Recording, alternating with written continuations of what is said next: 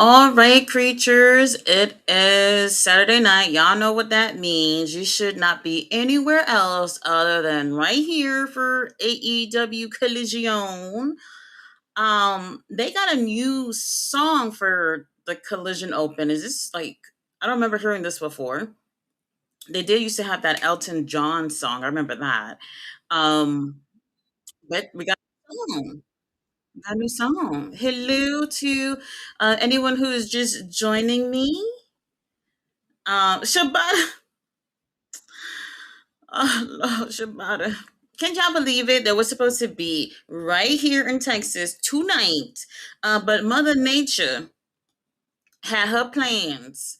And AEW decided that, to keep everyone safe, the fans, the staff, the wrestlers, and everyone in between, that they were just going to film Collision on Wednesday after. What Paul White doing here? All right, he's still employed. Um, so they decided to tape Collision after Dynamite on Wednesday. So here we are. I could have been looking at Shibata right now. This ain't right. This ain't right. But it's okay. It's okay. They sent me my refund really quickly, which was really nice. I'd rather be spending my money to be around my boys, but safety first, safety first. So now we are starting off with Hangman Adam Page, our new trios champion, to go against Shibata, our former trios champion. Shibata looked good. He looked good. Hey Tyler, how are you? Tyler said next Friday, HOG Wrestling makes their LA debut, first time ever. Andrade El Idolo going against the Amazing Red. Hashtag HOG Wrestling. That's on Friday, January 30th at 11 Eastern. Well, they do typically come on a little bit later. Roberto is here. Hello, hun. How are you? Killer Red. Hello. How are you? David Bond is in the house. King Williams is here. All right. Greetings from frigid North Carolina. Let me see what's the weather looking like. All right, so it's 35 degrees here. I don't. So my sister actually lives in the area where they was going to be doing a collision. She showed me like early this afternoon that it's been snowing, and it's like ice everywhere. So, wait, hold on, what's going on? Wait, all right, did something happen to the feed or something? All right, we're okay. We're still here. Um, so it's like snow and ice and stuff like that. I assume that it's probably gotten worse since then. We're supposed to be in my area. I'm 3.5 hours away from Dallas, so they said a little snow, a little something, something. So we'll see. We'll see. All right, Shabbat is taking care of business with Hangman. So you guys already know that our other trios champions already had their matches on Wednesday. So we did have um, all right. With the chair, we had Joe going against Speedball, which honestly, I didn't even give a fuck about that match. I didn't like it. I didn't like it. And then for the main event, we had a Swerve with Kevin Knight, and that was so good. So, so good. Kevin Knight really proved himself to be in the ring with Swerve and to be able to hang with him like that. I thought was amazing. They did a really great job on that main event on Wednesday. All right, hey man, I see you. All right, all right. He been at the gym lately. I appreciate that. I do appreciate that. Roberta said, "I'm in the school heating the building for 10 hours. I will then go home for 7 hours. Then reporting back for the snow. It will snow from Sunday morning to Monday evening. We sleep in here mañana." Oh, I can't imagine going through that. Matter of fact, like even though I'm not expecting much snow, like every school in Texas has closed for Monday. I'm not expecting much, but they're not used to of that weather unless they've lived outside of Texas. So for them, for safety precaution, they're just like keep your asses home. We don't need pileups on the interstate or anything. Let's stay home and wait till the ice melts. So I guess safety first. Safety first. Ooh, beautiful mins. I do appreciate this, Tony Khan, on a Saturday night. David said it was frigid here in Maryland. We're getting heavy snow tonight. I feel like this winter storm that they're talking about that's also hitting Texas, I think that's hitting y'all right now too. Is it something like that? Um, it seemed like it's this whole one big storm that's sweeping the nation right now. I think it might be related to the same storm, but obviously you guys are further up north, so it's going to hit y'all a hell of a lot worse than those in the south. I love Hangman's pants. It's so cute with the fire on the side. He's just accepted the fact that he's an arsonist. He's accepted it. We've accepted it. Paul White on commentary. Look at God. Very interesting. Very interesting. Mr. All Days Off. Hello, hun. Heel family. Yes, that's how we do things here. We are heels. Absolutely. Absolutely. All right, Shabata. That is that's a lovely man. A great performance from Lance. Yes, Lance Archer looks so good on Wednesday too. I look. I'm probably the only person that loves the Don Callis family. Maybe. I really do feel like a lot of people are going to get lost in the shuffle of being in that group, and that's been my worry for Lance since day one. Since day one, and Mike Davis too. Especially if you're a New Japan fan, then you guys know how great of wrestlers Lance Archer is, or Mark Davis, and even what's his name, Josh Alexander too. So these guys are three guys in that group that I'm just feeling like hasn't had the benefit of being in the Don Callis family yet. And I know what they're capable of doing. We've seen these guys in action even before coming to AEW. So I don't know how things are going to play out. But the first time on Wednesday where I'm just seeing Lance Archer, I'm just like, all right, like he's looking exactly like how should be looking at AEW. It won't start later on. We ready though, even though I hate the snow. I'm not a fan of snow, but since a little bit coming my way, I don't mind it. My baby, she wants to see it. She's only seen snow one other time, maybe like 2 years ago, I think, or a year ago, when it did snow one night here in Texas. So she wants to see it. So I'm just like, all right, let her get her little moment. But I doubt it'll be anything enough to roll a little snowball. Doubt it. Let's go, Shabata. Apply pressure to those legs. Oh, all right, Hangman. Tyler, hello, Tyler. I see you. I know it's you. Yes, we are heels. Tati Taker, the leader of the Ministry of Darkness. Yes, the leader. Absolutely. It's just been so interesting because, like, even with the cold I don't know about you guys. Have y'all been seeing the sun these past few days? Like, I haven't seen the sun since maybe Monday or Tuesday. I think maybe Monday or Tuesday, but it's been super gloomy all week. And like yesterday was in the I want to say yesterday high was 68 where I'm at, but there was no sun. So it was dark all day and warm, but a little breeze coming in here and there or whatnot. And just no sun, absolutely no sun. So it's been like that for most of the week. And hopefully it just gets a little bit better. Cool, a warmer weather coming this way, I hope. Is Juice Robinson? Look, I have not actually heard if he is. People are speculating that because their last match, I believe, was at the pay per view with FTR. I think that was the last time we seen Juice, if I'm not mistaken. And when I seen the graphic of them showing Billy Gunn and what's the other one? What's the other one? Billy Gunn. Who's the other one? Austin Gunn. There we go. Austin Gunn teaming up for tonight. I was just like, whoa, what the hell? What happened to Juice?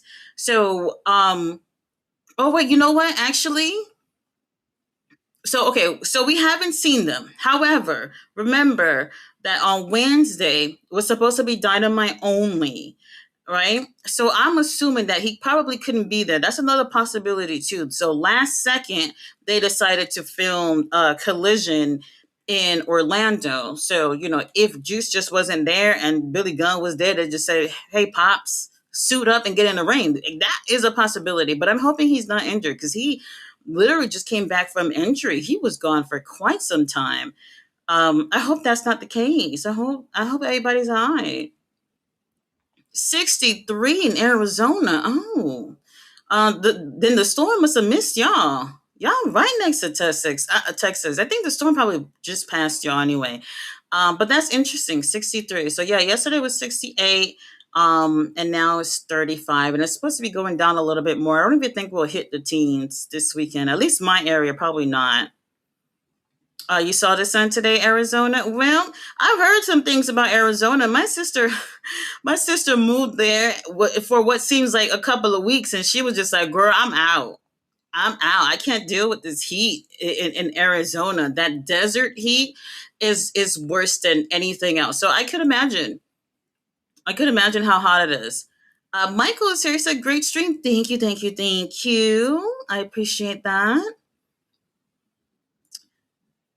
All right, chops back and forth. We do love to see men at work. So for what I know, we are still gonna have a collision in Arlington next week. I got my outfit, my suitcase still packed. So we'll see. We'll see.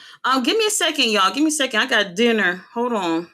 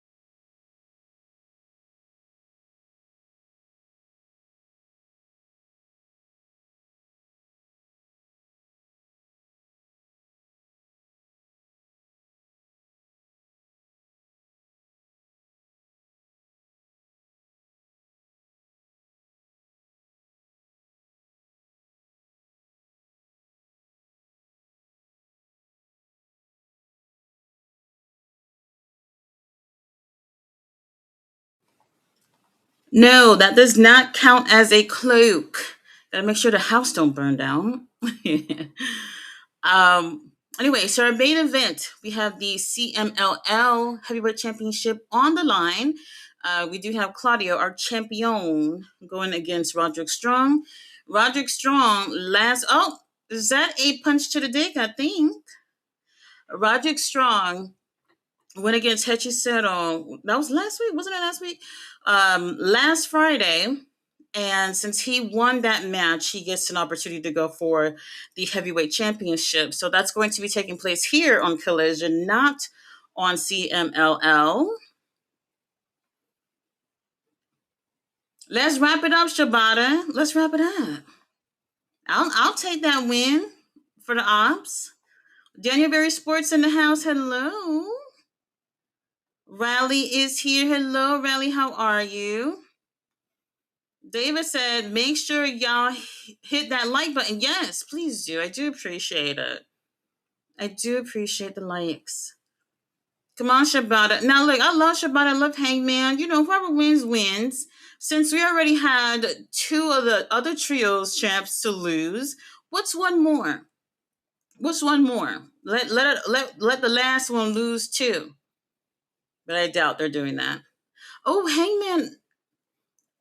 All right, that moonsault was barely got Shibata, but we'll work on it. What we eating? Chicken, fried chicken. That's all I can do. That's all I can do for today. I was trying to do something quick. I spent my day in bed, just kind of mooching around, doing nothing. And my daughter had a late lunch, so I was like, let me find something quick to make. So just fry a little bit of chicken. That's what you need that little air fryer for. So no, it's not a cloak, not a cloak. Valentina. Valentina is ready to party. Yes, you're in the right place. You are in the right place. Shibata, make him tap. I like that. I'm hearing Hiromu Takahashi's contract at New Japan is almost done. He fit right in the conglomeration at AEW since we won't be getting evil. Um, First of all, so I've heard the same thing too. Typically, these type of things I'm not worried about. I mean, Hiromu doesn't seem. I can't necessarily say what he seems or doesn't seem like. I wouldn't guess that Hiromu would leave New Japan to go anywhere else. Oh no, Buckshot.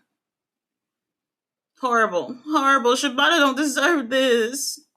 Horrible. So yes.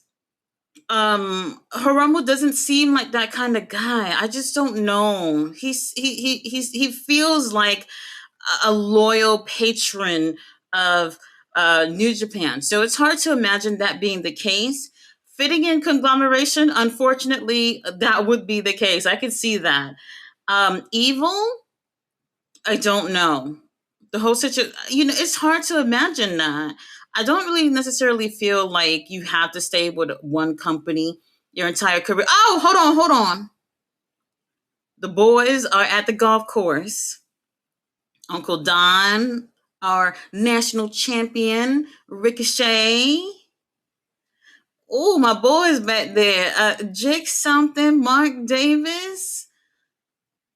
Oh, I like what I'm seeing.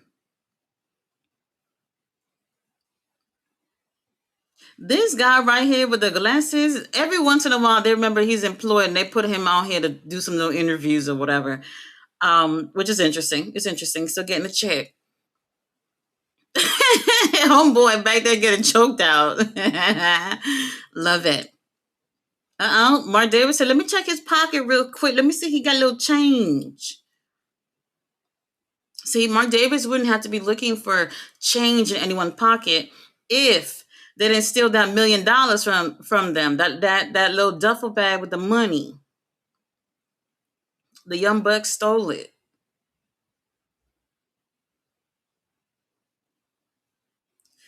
Honestly, I don't know if it's necessary because Don Callis family have so many people in that group. And if I remember correctly, at 15 people, I think it is.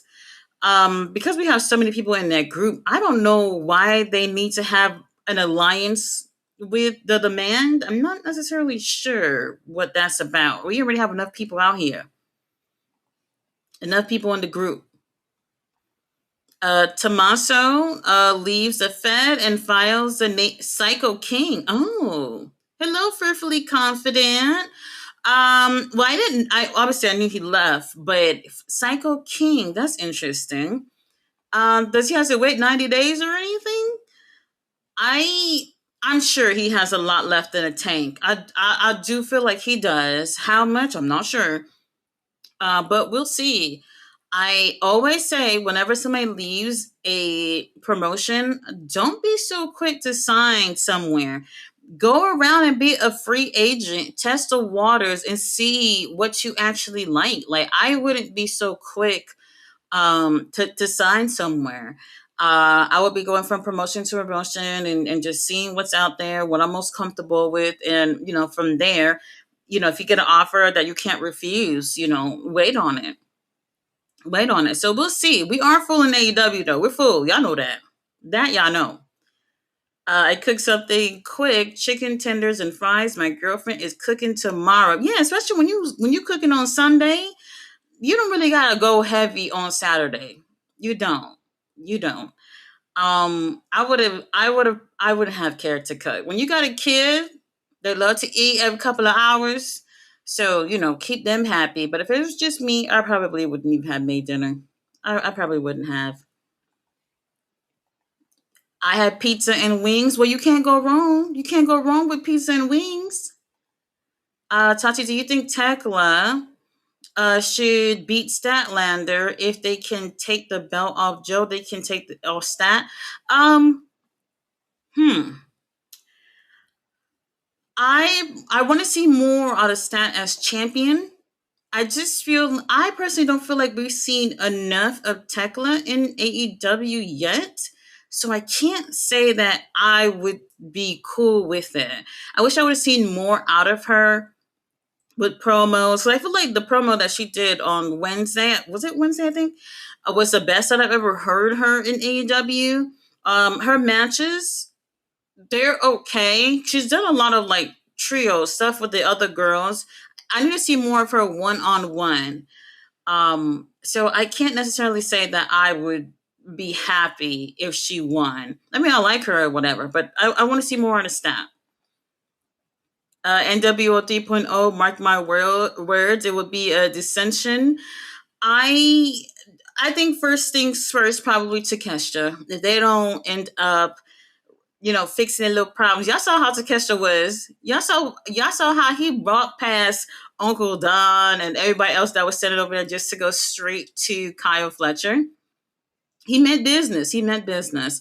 We'll see if they can work past all that. I don't know if that would be the case. Oh, grizzled young veterans. The beautiful Isla Dawn. We haven't seen her in a little bit. We haven't seen her in a little bit. Ballet dancer, our girl is finally here. Ballet, how are you? I hope you're keeping warm. Who's she going against?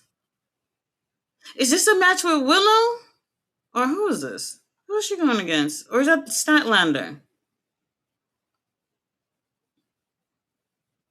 She looked good. She should be on Collision a little bit more. She's been doing mostly on Ring of Honor, but I haven't seen her in a couple of weeks. I'm not even gonna lie. So I don't know what's been going on with that. She had been doing quite a few trios matches with Grizzle Young veterans. Statlander, oh my god.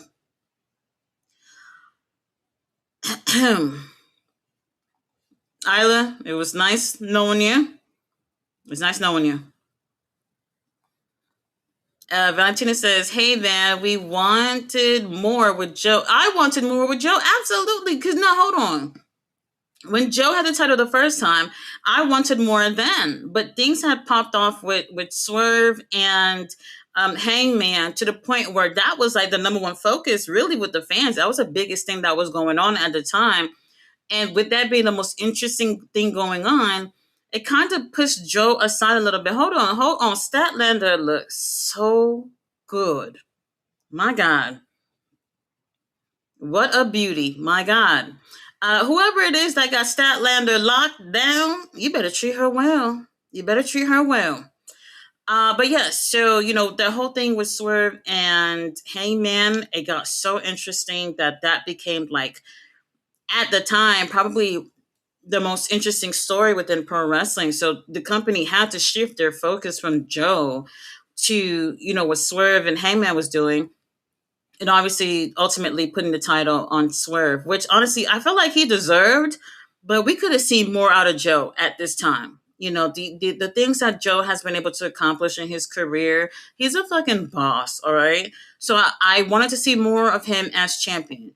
This time around, I think everybody was surprised that Hangman had lost the title and Joe got the title. That was a bit of surprise for me. It really was. I did not expect that title to go anywhere that night, and it ended up happening.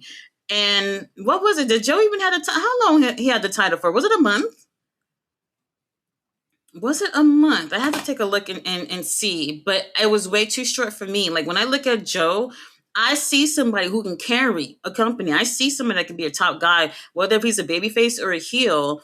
And I just don't know what happened this time around. Oh, hold on, wait a minute. Cutie referee Brandon is here.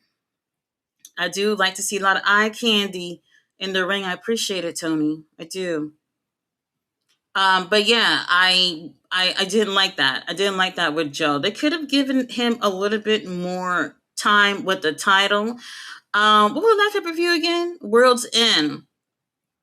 No, that would have been the same shit that they did. Didn't Swerve win the title from Joe at Revolution? Was that the case? Um, Even if that would have been the case, even if they left the title on Joe until Revolution, that he would have at least still had it longer than the first time he had it. I would have been okay with that. because I know we could have gotten so much more out of Joe as a champion for sure. Roberta said, "Damn it, Tati, about to go get me a chicken cutlet sandwich right now." Let me tell you something. When I when I miss New York, I watch videos of people. This is so lame to say. People going to fucking bodegas and getting sandwiches and shit like that. I don't know why I do that, but I just miss New York. I have to go this year. I have to go and hit up my favorite spots. I got to do it. All right, Snap, we see you. I love when the girls, design their gear to show off like the best parts of their body. I love when they do that. Men too, but the girls, they know what they're working with. They know what they're working with. And when you wear type of gear to really accentuate what you got, the goodies, is very much appreciated. Isla Dawn, girl, um, we're happy you're back. We're happy you're back. I don't remember the name of that damn place I went to. I don't Roberto, I don't know if you ever went to Cat's Deli. And I wanted a pastrami on rye. There was a place nearby that said that they have it. And when I went there, I was very disappointed. Very disappointed. Oh, Tekla back there. She's wearing a Statlander shirt.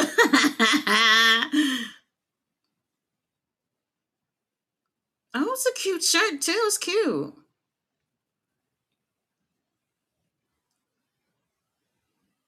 Your last win as champion.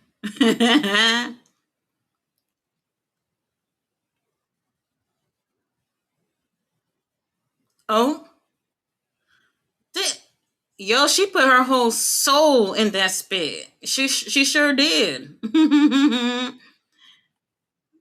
Oh, stop, daddy.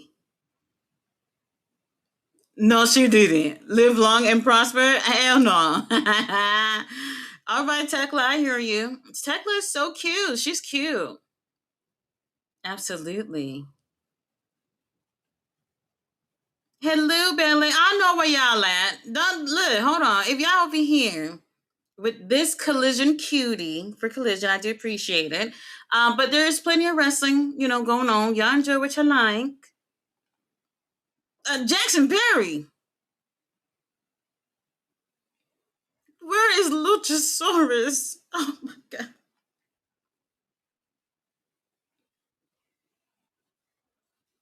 Oh.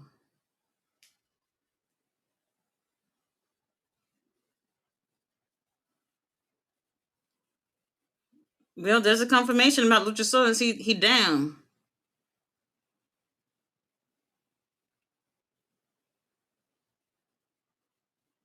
All right. All right.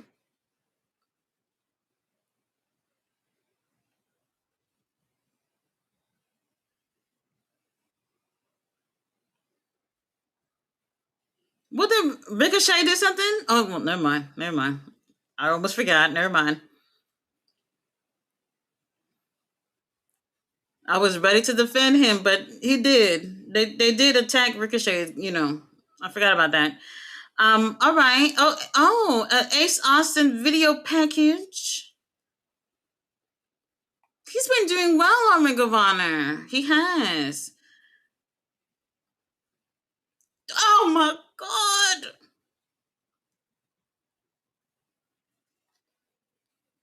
They just said it. They just said it. They said travel issues for Juice. Oh Lord, I thought he was. All right, everybody, let's get our panties back on. They just confirmed that Juice is not injured. It's travel issues. That's what it was. All right, all right, all right. This is a match. Okay, okay. So this is uh Austin Gunn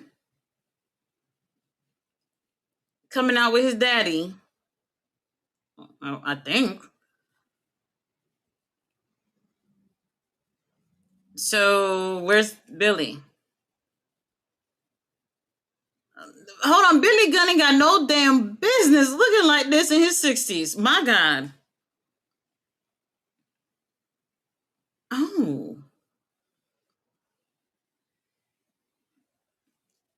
All right. I do appreciate. Oh, Austin, move to the side. Let me see your daddy real quick.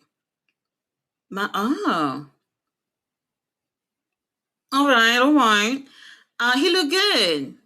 He look good. He really does. At this age, and you looking like this? My God, my God. All right. Robert Brown in the house. Hello, Robert. How are you? Too many faces in AEW at the moment, so the Don Callis family need the numbers. The elites, conglomeration, Bang Bang Gang, Death Riders, Jet Speed, Brodito, Hangman, Swerve, Edge, Jurassic Express. Yeah, they do have a lot of it. Oh, Takeshita! Lord have mercy. Oh, that's who they're going against? Oh.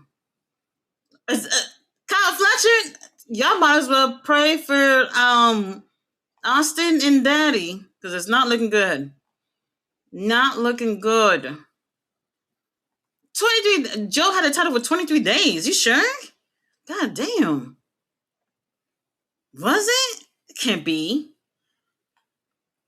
Uncle Don, we do appreciate you coming out here with the boys. Kyle Fletcher look good. He does look amazing. Absolutely amazing. 23 days. My God. Gerard, hello, hon. How are you? How was preparing for the storm? Well, so on Thursday, I didn't get a chance to do the stream because I was trying to prepare for the storm. And let's just say the stores were empty. Even the things that y'all don't need was gone. I can understand the toilet paper, the water, certain canned goods and whatever is gone. When I'm saying like there's no reason for the stores to have been empty like this is insane for just like a weekend. Um, Luckily I was able to get some batteries, at least that. But it made me realize that, in case of like there would be like a blackout or something, because a lot of people right now in Dallas, they said, dang, how much they said, like, what was it, like a million people are without, a million plus people are without power right now in Texas. Which, fortunately for me, fortunately for you, I have power. So I need to get like one of those little generators. There's a small one, just in case. Because you never really feel like you need one of those things until it's literally days away from like a storm happening. So I'm just gonna get one at some point, just in case. You never know. All right, Austin wearing pink too, which I do appreciate very much.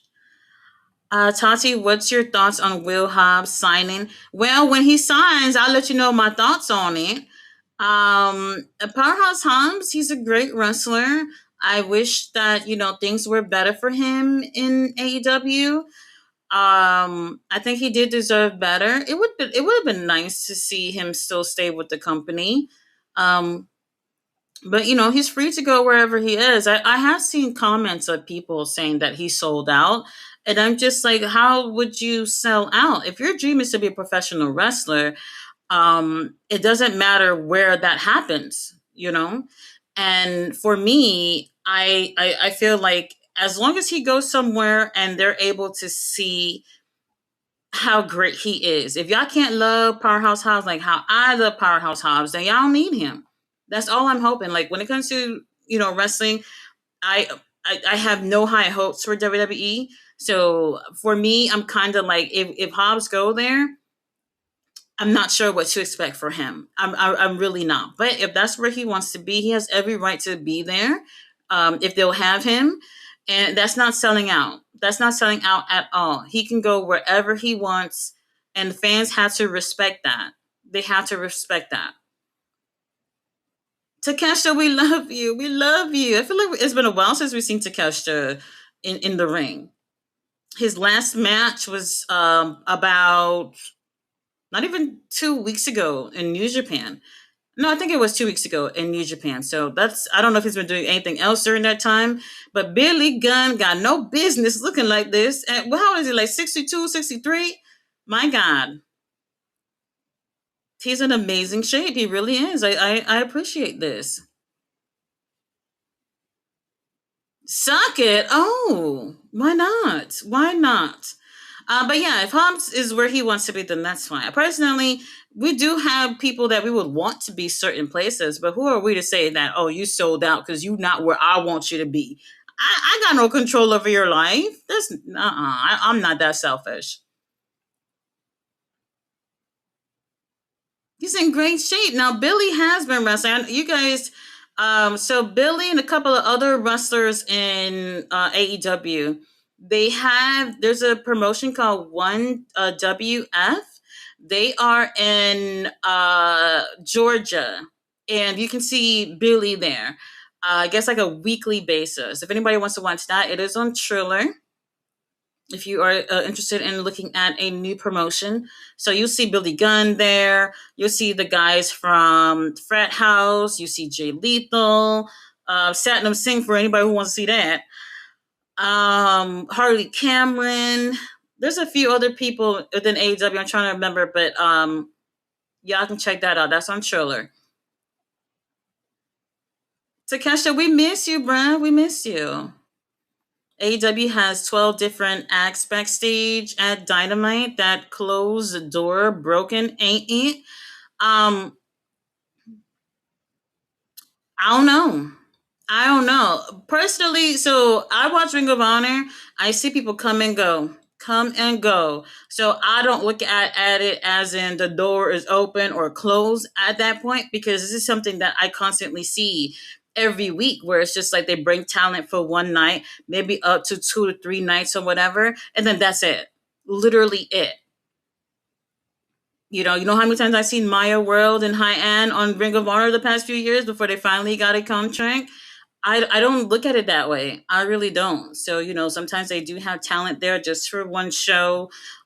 Typically, if it's not a dark match, then it'll be for, what's the name of that thing? Ring of Honor. So I just see it differently. I don't see it that way. Collision Cutie, yes, that's me. Yes, that is me, Collision Cutie. He said nah, he had juice is hurt, but did he said juice? He said juice, right? I gotta hear that part back. I gotta hear that part back. Um, but that's what I was saying earlier. I was saying that it wouldn't have surprised me if Juice had travel issues because they ended up filming Collision last second on the same night as Dynamite because they had to cancel the show they were doing in Texas. So that is possible. But I'll hear that back and see if that was the case. I could have possibly heard what I wanted to hear. Said my dog Robert Brown, what's good with you, man? Billy Gunn clearly eats chicken. Have y'all ever seen Billy Gunn workout videos? If y'all into that, watching people work out like I am, Billy Gunn do not play at the gym. He do not play, and even some of these youngins cannot keep up with Billy at the gym. So he is a fucking gym rat, okay? And he not playing at all. So he's in amazing shape. And for people who think like they can't be that age and look like that, sure, genetics do play a role into it, but there's a possibility. There's a possibility that you can. How are the New Age Outlaws in 2K25 when Billy's in AEW? I just thought of that. Because they own it, maybe. I mean, they can own like certain things, like they'll own certain things. So even though somebody might be working at another company, um, what does Billy go by now? Just Billy Gunn, right? I mean, it depends on how they're showing like an earlier version of Billy. So I guess they can own it. They can do that and put the New Age Outlaws if they're putting him on the game as that. Um, that's a one thing. Like they typically own everything when it comes to a so this is why like a lot of people, unless you're using your own damn name, they'll own it. So like if your name comes with a moniker attached to it, now they can take the New Age Outlaw, but they can't probably take like just Billy Gunn. So that's a different situation, which probably might be the case. Oh no, Kyle. Okay, so it's not a squad situation. So Billy and Austin Gunn are going to experience a slow death. All right, we're not going to put the dog down quickly. Let's see. David said the alpha. Yes, our alpha. Bella said, don't forget to vote. Yes, we do have a poll. The poll asks you how would you describe the Death Riders right now? Heels, tweeners, or babyface? Right now, 53% of you said as tweeners, and 35% said heels, which is interesting because honestly, I still see them as heels at this point. If I had asked y'all this like 6 months ago, it'd probably most likely be like 100% heels. I don't necessarily think I. Oh no, you know what? Maybe what has probably changed people's minds was that babyface promo that Moxley did after winning the Continental Classic. Other than that, they've been doing the same thing. However, sometimes in situations where it's a heel faction going against another heel faction, the fans automatically feels like, well, one of these guys have to be the bad guys and the others have to be the good guys. I still look at it as in two heel groups going at each other. I don't necessarily see I don't see it in between at this point. Not really. Or maybe everybody hates the Don Callis family enough to say that they're either baby faces or tweeners right now. Valentina said, I'm in the deep South, Louisiana, so I think I'm good. Oh, you're not getting it. Okay. Well, you're lucky. We're supposed to get 12 to 18 inches here. They are saying that the aftermath might be worse. Oh, Lord. Not looking good. Not looking good.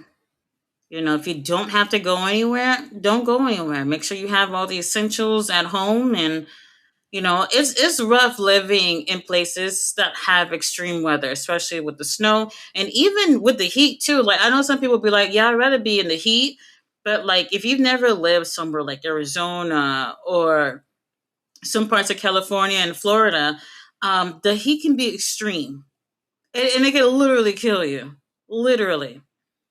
So it depends, and hurricanes and things like that. That's one of the reasons why I left Florida. I was like, I'm tired of dealing with this shit. Oh, we wrapping it up. That raging fire. That keeps it down. Damn. Um, Austin didn't deserve this. He didn't deserve this. We could have found somebody else back there. We could have found somebody else back there to do this job. But it was nice to see Billy Gunn.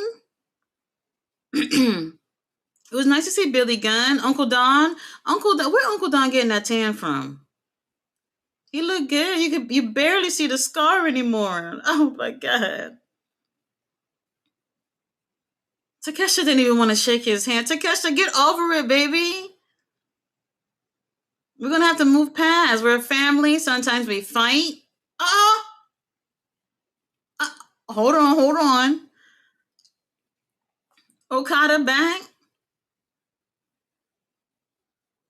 Okada, is that the only suit Okada has? Can somebody please hold back Takeshita, please? Okada is in no condition to be throwing hands right now. Look at him. Okada is just so fucking. That smile will probably annoy me too. Oh, wait a minute. Wait a minute. The demand.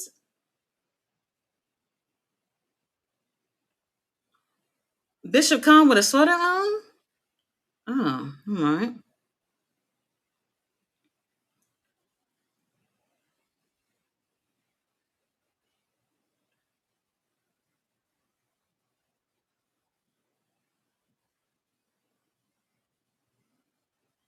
Las Vegas. That's where he's from? Okay. What the hell is that?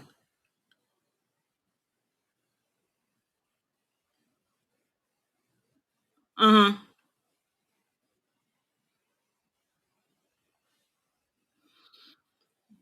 All right, all right.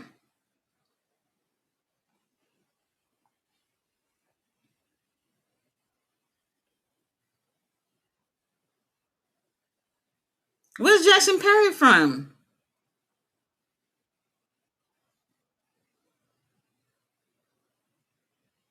Oh.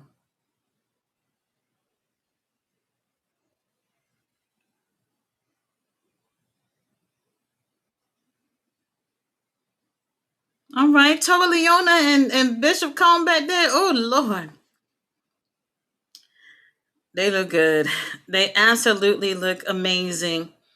They've been at CMLL for a few days as well. So our boys are back. Our boys are back.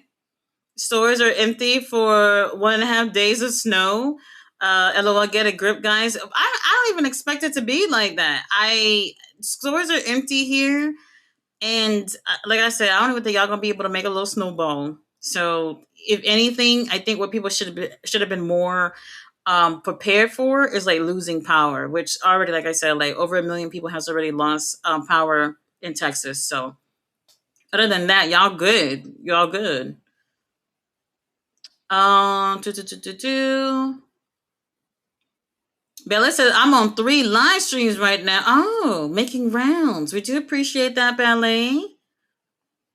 Valentina said reminds me of COVID when mofos stocked up on toilet paper. LOL, that was too funny to me. Not food, water, medications, the things. First things people thought of was taking a dump. Well, you want to make sure you have something to wipe with. That's one thing. I get it. I understand why people, feel like toilet paper is obviously important because I feel like that's probably one of the first things to go. I personally cannot stand toilet paper. It's been years since I've used it. I use baby wipes, and I don't know about y'all, but I feel clean when I use baby wipes. So that's my thing. So like when the toilet paper was gone during COVID, I personally didn't notice because that's not what I get. So that was gone. Oh, disinfectant sprays were gone. Like if you were looking to get Lysol or eat knockoff brands or whatever, you almost didn't see that. Hand sanitizers was gone. Masks. Well, if you're getting masks at the store, then yeah. But there was a lot of places that just gave them out or whatever. So yeah, it was all right. What I should have been buying was condoms and stuff because there was a lot of people got pregnant during the pandemic. So I don't know what happened about that, which is interesting. What else? I mean, the COVID situation. To be honest with you, it kind of feels like a blur. It kind of feels like a blur. It was a very strange time in history. If you're saying Hobbs sold out, then you're not a fan.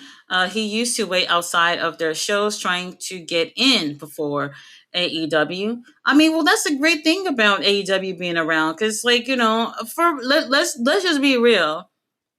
Most of us here, we got into wrestling from watching WWE, and that's what, for most people, had sparked that interest in liking pro wrestling. And for whatever reason, some of y'all still feel like y'all have to be loyal to WWE and continue to watch it because of that, which honestly doesn't have to be the case. So he probably grew up a fan like everybody else and had dreams of being there as a wrestler. That's the same shit that Mariah used to do. Mariah May did the same thing. She used to be camping out over there at the WWE shows. She would buy merch from WWE's website, and she would be like modeling it and encouraging people to buy the merch or whatever. She's always tagging Triple H and all that stuff and shit. She didn't get called up to go over there. She went to Stardom. She went to AEW, and her doing really amazing work with Tony Storm, I guess, really got WWE to be like, you know what? Let's get this bitch. Why not?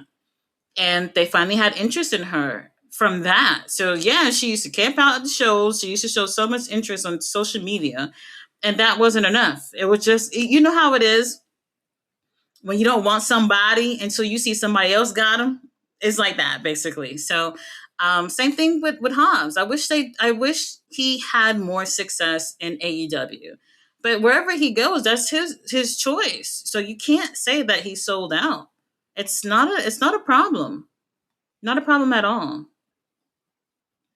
Let's see. Valentina said I got a little bit of rain. Yeah, I got a little bit of rain today. They said snow overnight, so we'll see. We'll see if that's the case.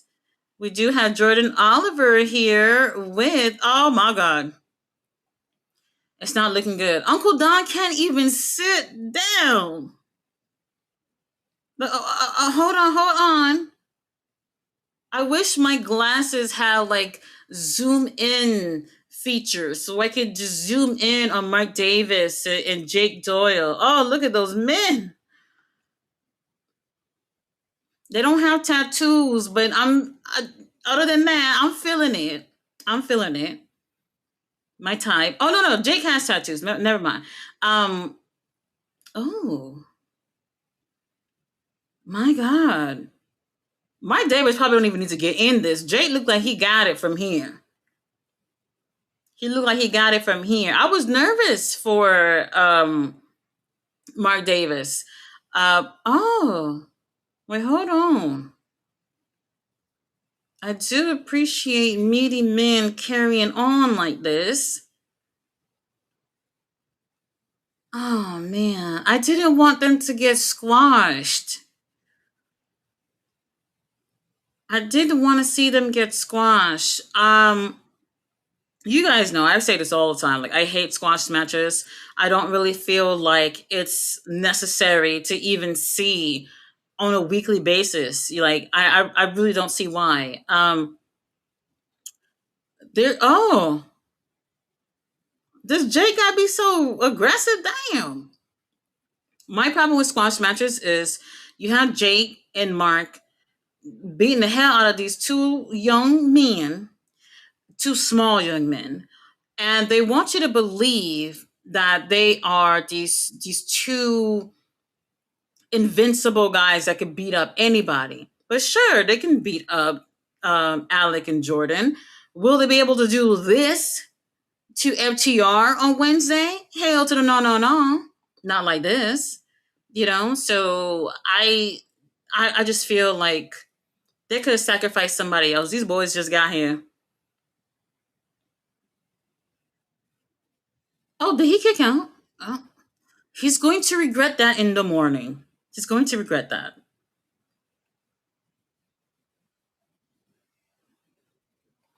Roberta said 100 candles delivered today. I don't like candles. Oh my God. I hate candles. I really do. Um, I don't like the smell of candles burning. I just absolutely can't. But I do keep them around just in case if I were to lose power. But I just don't like having to use them at all. Just hate the smell of wax burning. Okay. All right. Mike Davis and those thighs. Lord have mercy.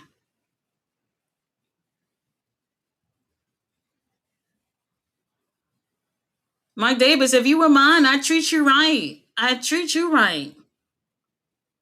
All right. Jordan, Alec, them little something. Something. Oh, I'm about to say, I know that's not a ref, but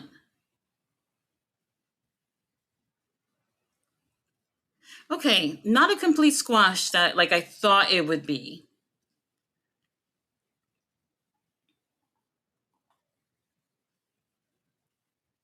Oh, wait, hold on, cameraman. Zoom in on Jake for me real quick. Uh-huh. Can we get a little zoom in? I would appreciate that.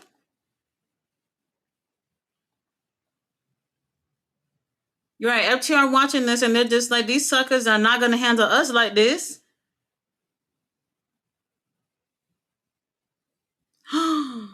Mark could have killed him. Mark could have killed him.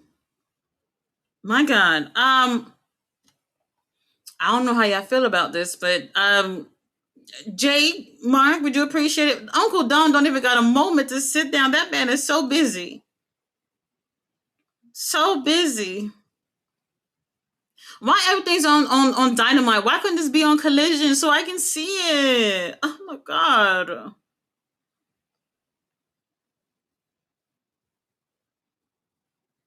Oh, we got a message to FTR. All right, all right.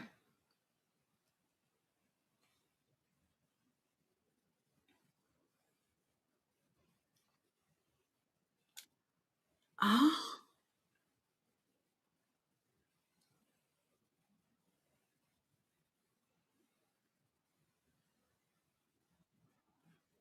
oh, tag team titles. We can bring that on over to the Duncast family. I can see that. What's going on back here? Oh, did Sotley have to do all that with the wheelchair?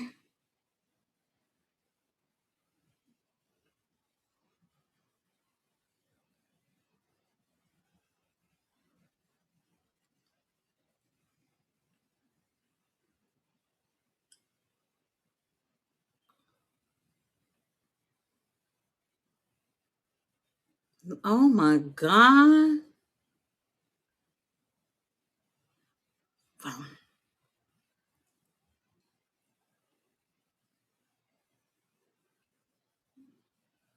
Upstanding citizens, FTR. Okay.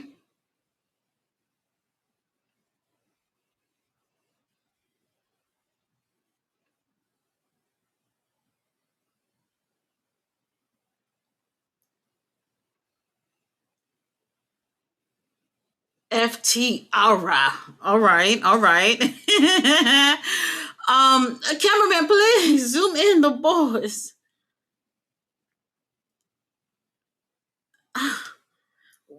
Meaty bearded men's. What's going on here? What Darby Allen doing here? Oh, Pac almost killed Darby when he did that.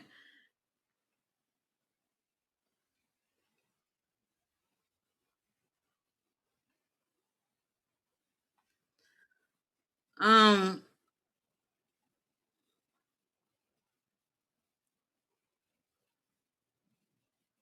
Oh my God, Darby.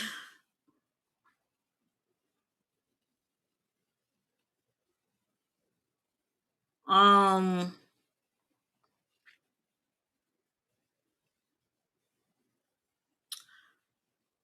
Um. We we don't need all this, Darby. Darby just be doing stuff just to do it. Y'all know how it is. Whatever. All right, Sisters of Sin. Oh no, Julia. Oh yes, for the TBS title. I could have been at Collision. Oh my god. Let me not cry about it. I did say I wasn't going to cry. Roberto said Anchor solar power charger for a cell phone. I don't know if I've seen that one before, but I was looking around on Amazon for a couple of things. I'd rather have something. Well, I don't mind. I do have like a portable charger or whatnot, so and it'd be lasting for so motherfucking long. I will prefer to have something that for like more devices, so not just like a phone or whatever. Um, Something for like a lamp. I don't know, maybe a little burner or something. I don't know. I need something a little bit more power, some more juice. The beautiful Julia Hart is here. We'll see what we can do about that TBS title.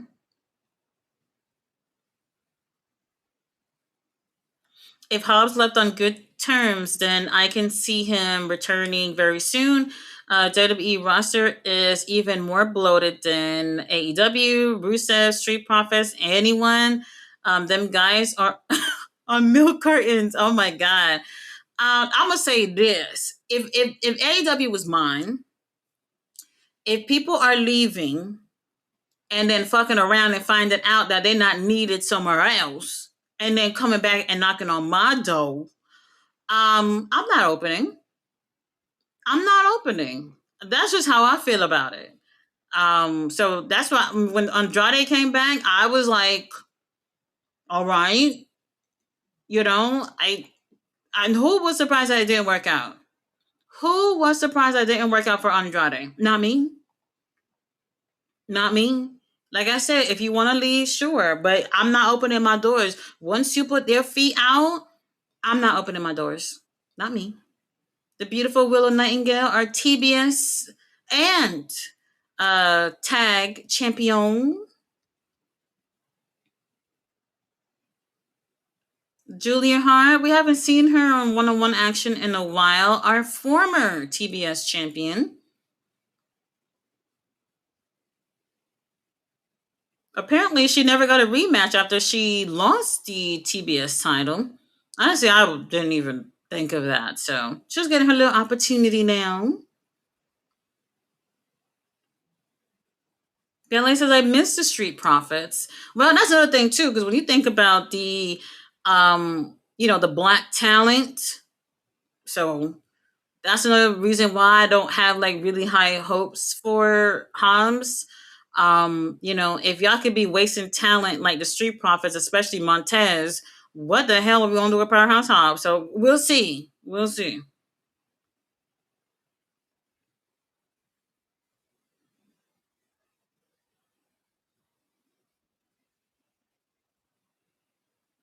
Kay Williams says, I think he signed a Legends deal with WWE that allows him to be in the video games, but wrestle in AEW.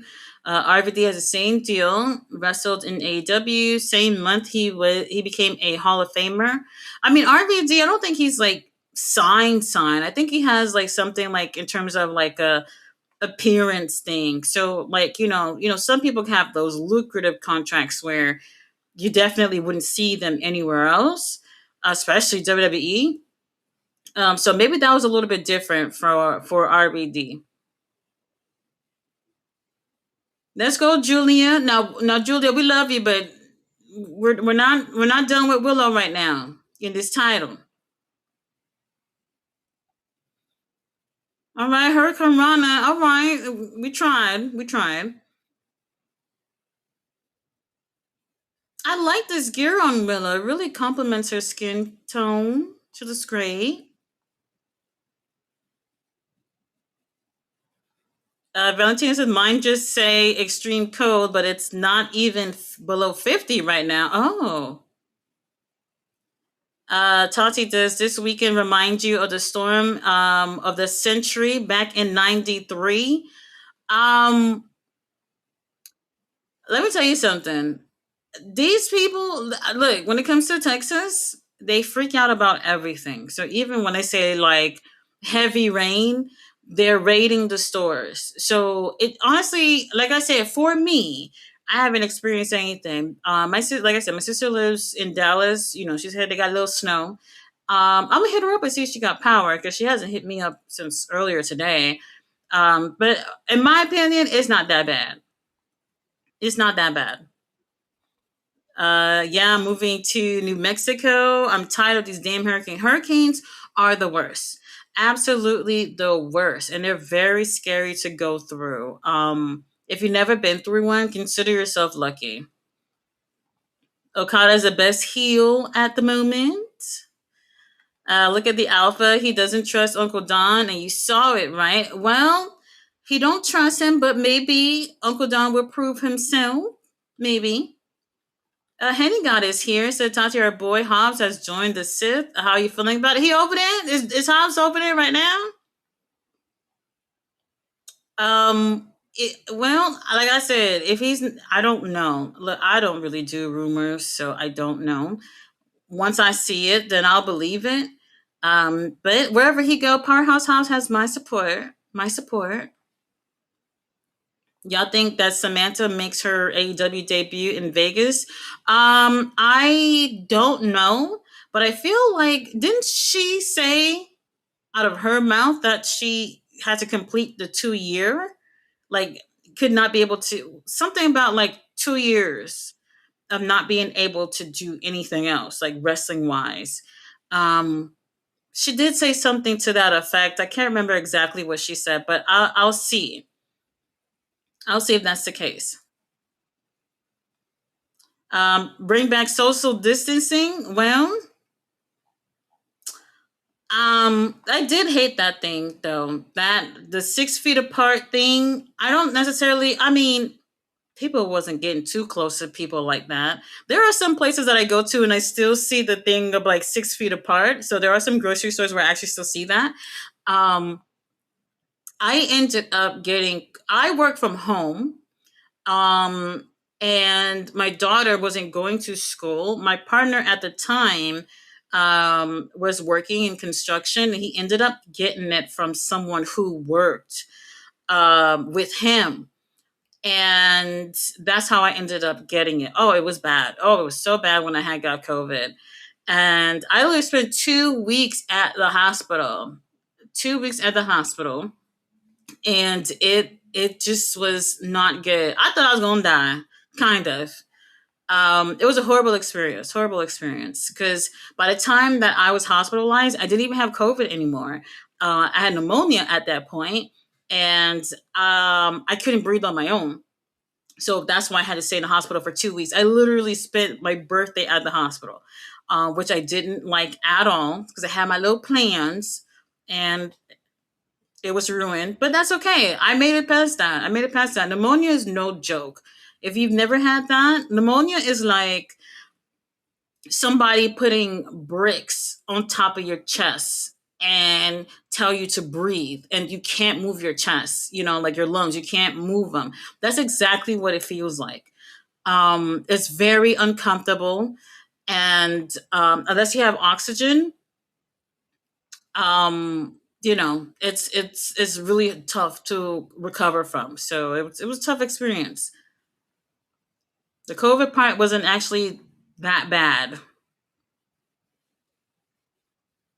Let's go, Willow. We know she winning. Really, Julia has to prove herself because unfortunately, I feel like a lot of people don't have. I don't think that a lot of people say Julia just isn't a great wrestler, and I don't think that's true. I don't think that's the case. I think she's decent, and I think people are nitpicking. We got a really strong women's division in AEW, and if you are not looking at everyone as individual and you're constantly pitting people against people to give, your opinions, then you're going to find somebody out of the bunch that you feel like is just the worst out of everyone. But we got a great division here. And, she's still really young into her career. She's like, what, 23, I think, something like 22, 23, something like that. And she has enough time to improve, to get better, but she's not horrible like how I hear people say about her. I don't think that's the case. I think people are a little too critical when it comes to things like that, unfortunately.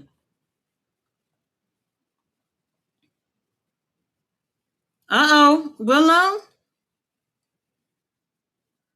I'll never forgive you for bullying our CEO like that. She did bully her. Roberta said it's always toilet paper. Peeps are spending mad time at home, yet sell out on condoms is crazy. Let me tell you something. There's so many people who got pregnant during the pandemic. If I was in a situation where if I wanted more children, it would have never been during a pandemic. It would have never been during that time, which is so interesting that people, I mean, like, come on, wrap it up. Wrap it up. That's a time where people are most concerned about like humanity. Like a pandemic is literally affecting the entire world with an airborne a disease going on, and y'all over here getting pregnant. Wild. Wild. But anyway, Julia being part of the first of all, I'm kind of sad that things didn't work out when it came to what's the name of that group with Brody and them. Damn. um House of something, right? I don't remember the name. Um, when they had Malachi, Buddy, Brody, whatever, she was in that group for a little bit. And that's pretty much what kicked things off for her to really make some big changes in her character, which she absolutely needed. No shade, Julia. We love you. But the cheerleader thing just didn't work out. It didn't work out. And she, joined that. What's the name of that damn group? House of something. Somebody gonna put in the chat. And that was a great transition for her to improve, to get people to really see her more as a wrestler, more of a character. So that worked out in the end.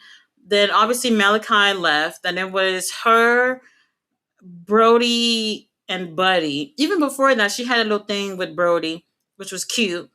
And that didn't work out, and she's with Tekla and Sky Blue, which I do like. I like as a pairing. It's not looking good for Julia. All right, Willow, let's get this little win. Oh, nice counter from Julian. That was a two, Ref. That was a two. See, Fluid is here. Hello, hun. How are you? Valentina said, yeah, and I almost lost my love because of WWE. So thank you for AEW. Willow with the win. We knew it. We knew it. We still got a lot more to do with that title, Willow. We're just getting started. Yes, if it wasn't for AEW, I do think I did fall out of love a little bit with wrestling because this was before AEW. I didn't necessarily get into AEW until I think 21 or 2020, something like that. I didn't care for AEW when they first started. Just something about it just didn't hit me. Who this? Oh, the Rascals. Okay.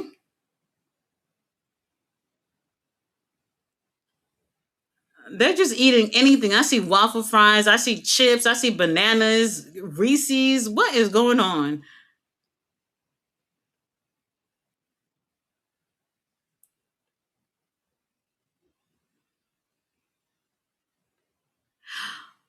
They're supposed to be going against Crew. When is that? Wasn't that today?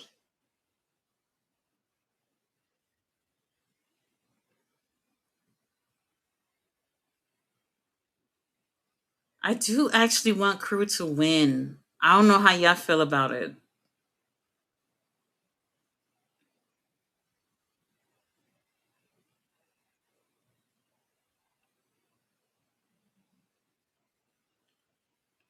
That's what we're doing. Draw straws.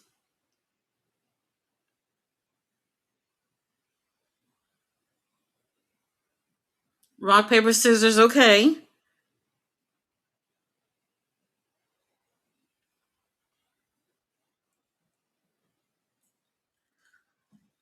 Okay.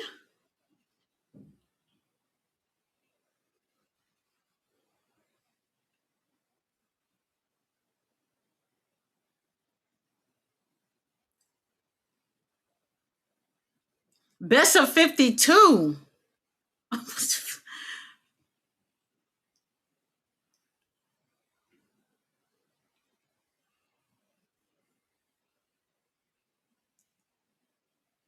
All right. Desmond and Zachary to go against Crew. Um,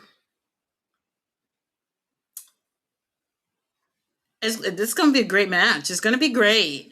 I'm gonna say this. I'm not fan of stoner gimmicks. It's just not for me. It's not for me. I don't know. I just don't find it interesting. Oh, House of Black. Thank you, Michael. I kept saying like, what the fuck was the name of that group? I cannot. Yo, with House of Black, I really did like them. I was so hoping that it worked out, and it just didn't. Now, when Malachi had left, I wasn't surprised. I was just like, yo, House of Black was, there was so much potential with that group, and they never went where it could have gone with the group. I do want to say, like, as a fan of horror, I always feel like these type of factions and type of characters, they have a hard time with making those things work on TV, especially nowadays. So they could have literally put all their brain cells together to come up with something really creative for House of Black, and it just didn't happen. Which is very unfortunate. He tried to translate that whole thing with with himself and Zelina over in WWE. I don't know if people necessarily find a place for these things in wrestling, and somebody should change that. I truly believe somebody should change that. Rally said, "Is raining in the UK always rain in the UK?" It certainly does. It does. I hope it doesn't get too cold. I hate sleeping with clothes on. You're just like me. You're just like me. I do not sleep with. So I would sleep with underwear on, just panties, but like everything else off. So that's how I like to sleep. If you're fortunate enough to be able to, have your own room or whatever, or your own house or whatever, and you're able to do that, trust me, it's so comfortable, so comfortable. But in these cold weather, sometimes it's just not doable. So I feel you. I don't care for sleeping with clothes. Alec Price is the future. That match against FTR was crazy. Not bad. Not bad at all. I feel like they threw him in with the best teams pretty quickly, especially FTR. Um, Yeah, they wasn't gonna beat FTR, and definitely not Jake and Mark. So where we going from here? Personally, I love FTR. I kind of would like to see them lose. I just want to see different people, different things happening within the tag division. If they lose the titles, I don't got a problem with it. They'll get it again. We know they'll get it again, so we're not worried. Glad he's being used properly. Doyle, he was not properly used in TNA as Jake something. Good for him. This tag team is a good fit. Oh, yeah, absolutely. Oh, Alex Windsor is back. Who's it?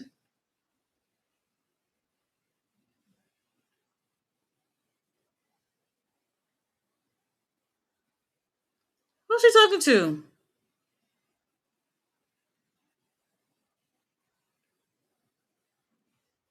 World champion.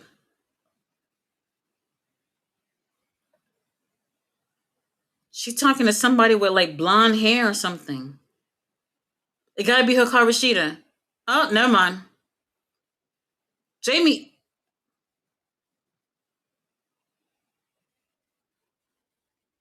Oh, Lord. Uh, well, the good news is that uh, uh, two beauties, Alex Windsor and Jamie Hayter, has decided to become a tag team. The bad news is that Jamie Hayter and Alex Windsor have become a tag team, so it's not looking good um, for the rest of y'all in the women's tag division. Russell Rance, hey hun, how are you? All right, our girls are coming back. Hey, Jamie Hayter, we'll see. Because my hopes for Jamie has been so high this entire time she's been in this company. I don't know what's going on. I don't know what's going on. So hopefully the tag thing will work out for her. We'll see. We'll see. Here's your boy Andrade. Um, all right, Andrade. Davis and Doyle got a mean streak. I wish the outrun. Oh my God, the outrunners! Please don't get me started. If you are watching Ring of Honor, or at least watching my reviews, you'll understand the frustration with the Outrunners right now. They're an amazing team. Um, People fucking love these guys, and rightfully so. I don't know. It's just not have moved on the way I thought. And y'all not gonna like what I'm gonna say, but what fell off with them was after the tag match that they had with Hurt Syndicate. They didn't win, and rather than like still like saying, okay, well, you guys didn't win, but we're still going to push you guys as a tag team to really, be part of this division. They didn't do that. We didn't see the Outrunners on TV for quite some time. When they came back, it was just here and there, Ring of Honor, and it just didn't work out, in terms of them capturing that magic that they had before they had that match with the Hurt Syndicate. Then, I don't know if y'all remember, they had a excellent match on Collision with FTR. And I said, baby, we back on the map. And I felt so good about it. It went nowhere. It went nowhere. Hold on, Andrade said, "Look, I'm not even gonna take these pants off. I'm not even gonna take the shirt off. This is a quick one." He said this is gonna be quick. Okay, I see a lot of people wearing pink tonight. So that's where it fell off for me. So the Outrunners at this point, they have been teaming up with Dalton Castle. When you think about it at first, you're like, Dalton Castle, Outrunners, that sounds like a good time. It kind of is. But after these past few months of seeing them, I've seen enough. I've seen enough where it's just like I'm not necessarily interested with them as a trios. I would love to see they can have like that on screen chemistry of them like being alliances or whatever. But every time I see them, y'all doing a trios match, I'm over it. Dalton Castle is a top guy. He's a top guy. And he should be, at least if we're just talking Ring of Honor, going for a singles titles right now. Outrunners could be going for the tag titles right now. And, there's a lot of frustration of titles just not moving on Ring of Honor. And the only thing I could say about that is because they're not building strong enough divisions for these titles to move. Lee Moriarty bored back there. Lee Moriarty bored back there. This week of Ring of Honor, they have Lee Moriarty going against Daddy Magic for the pure title. Not a title, but a Proving Grounds match. And when I think of pure wrestlers, I do not think of Daddy Magic. Sorry, Daddy Magic, we love you, but we got to do more. We got to do more. So, Outrunners, they're a really great team. It's just that they hit a ceiling, which is honestly, I don't think it's their fault. And we can do more with them, but we have to make the right moves with them. And I don't think like them being with Dalton right now is the best choice for them right now. Right now, Tony Khan, if I was running Ring of Honor, baby, it would be a whole new ball game. You wouldn't even recognize it when I was done with it. It would be completely different. Mark Davis has a big booty. Yes, yes, that I appreciate. I do. Riley said just me and three other people watch TNA. I didn't even give TNA a try this week. I was just like, I've seen enough. I saw a couple of clips from this week, but I'm just not interested. After I thought I was like, maybe we can start off with a clean slate, but then being, oh, hold on, Andrade took the shirt off. Hold on. This is the entertainment I do appreciate. I do appreciate this type of entertainment. Is he flirting with that lady right there? Give her the shirt. Why did he give her the shirt? Who's this lady?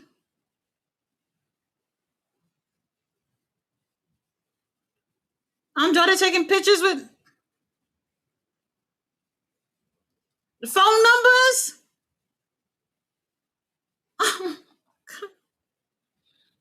Honestly, I wouldn't want Andrade's phone number. I'm not gonna lie. I'm alright. She can have it. Yeah, so I didn't care for giving TNA a chance this week because I felt like maybe they were going to start off with a clean slate by being on a new network, and I was bored to death.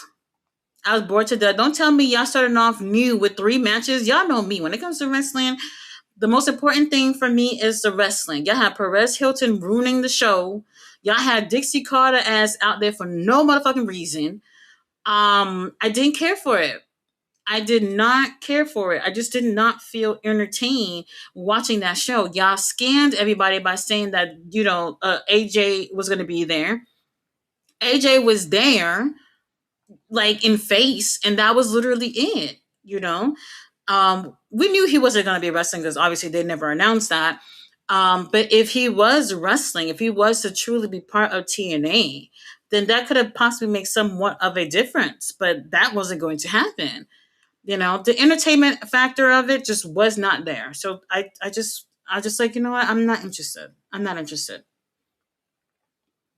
We need to feel that FTR are in troubles, and so another team getting cooked to hype up the match serves that purpose. I guess. Well, you know, they're not gonna handle FTR like that next week. At least I don't think so.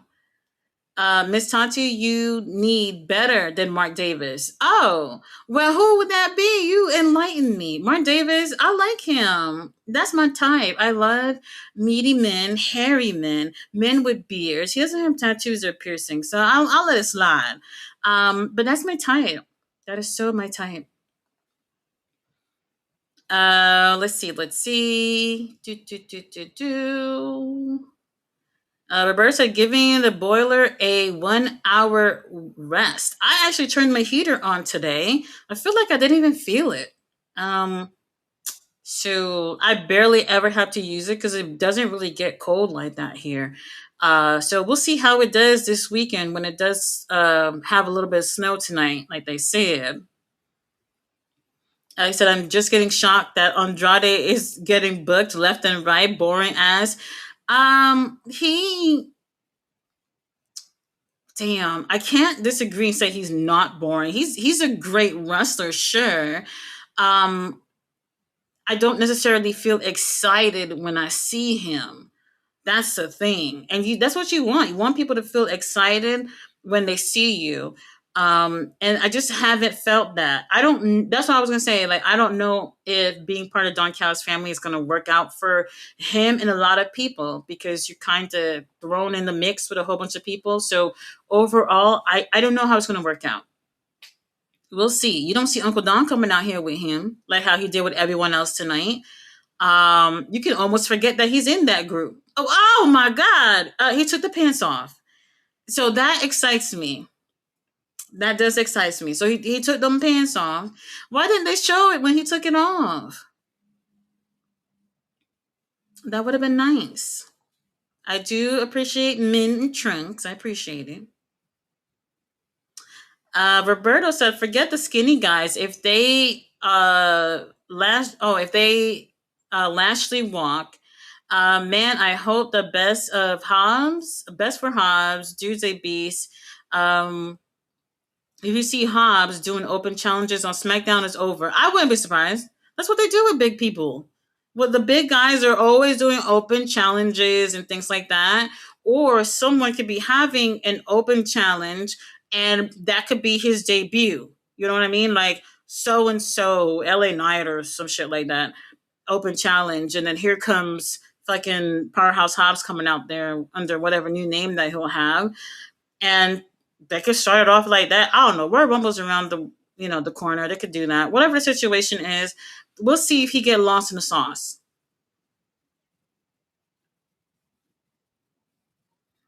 I saw on Reddit Hobbs will go by Royce Keys. I don't like the name, but if that's what he likes, I don't like that name. I really don't. It sounds horrible. It really sounds horrible. We could have did something better than that. I really think we could have come up with something better. Yes, Ballet, pantsless Andrade. We do appreciate that.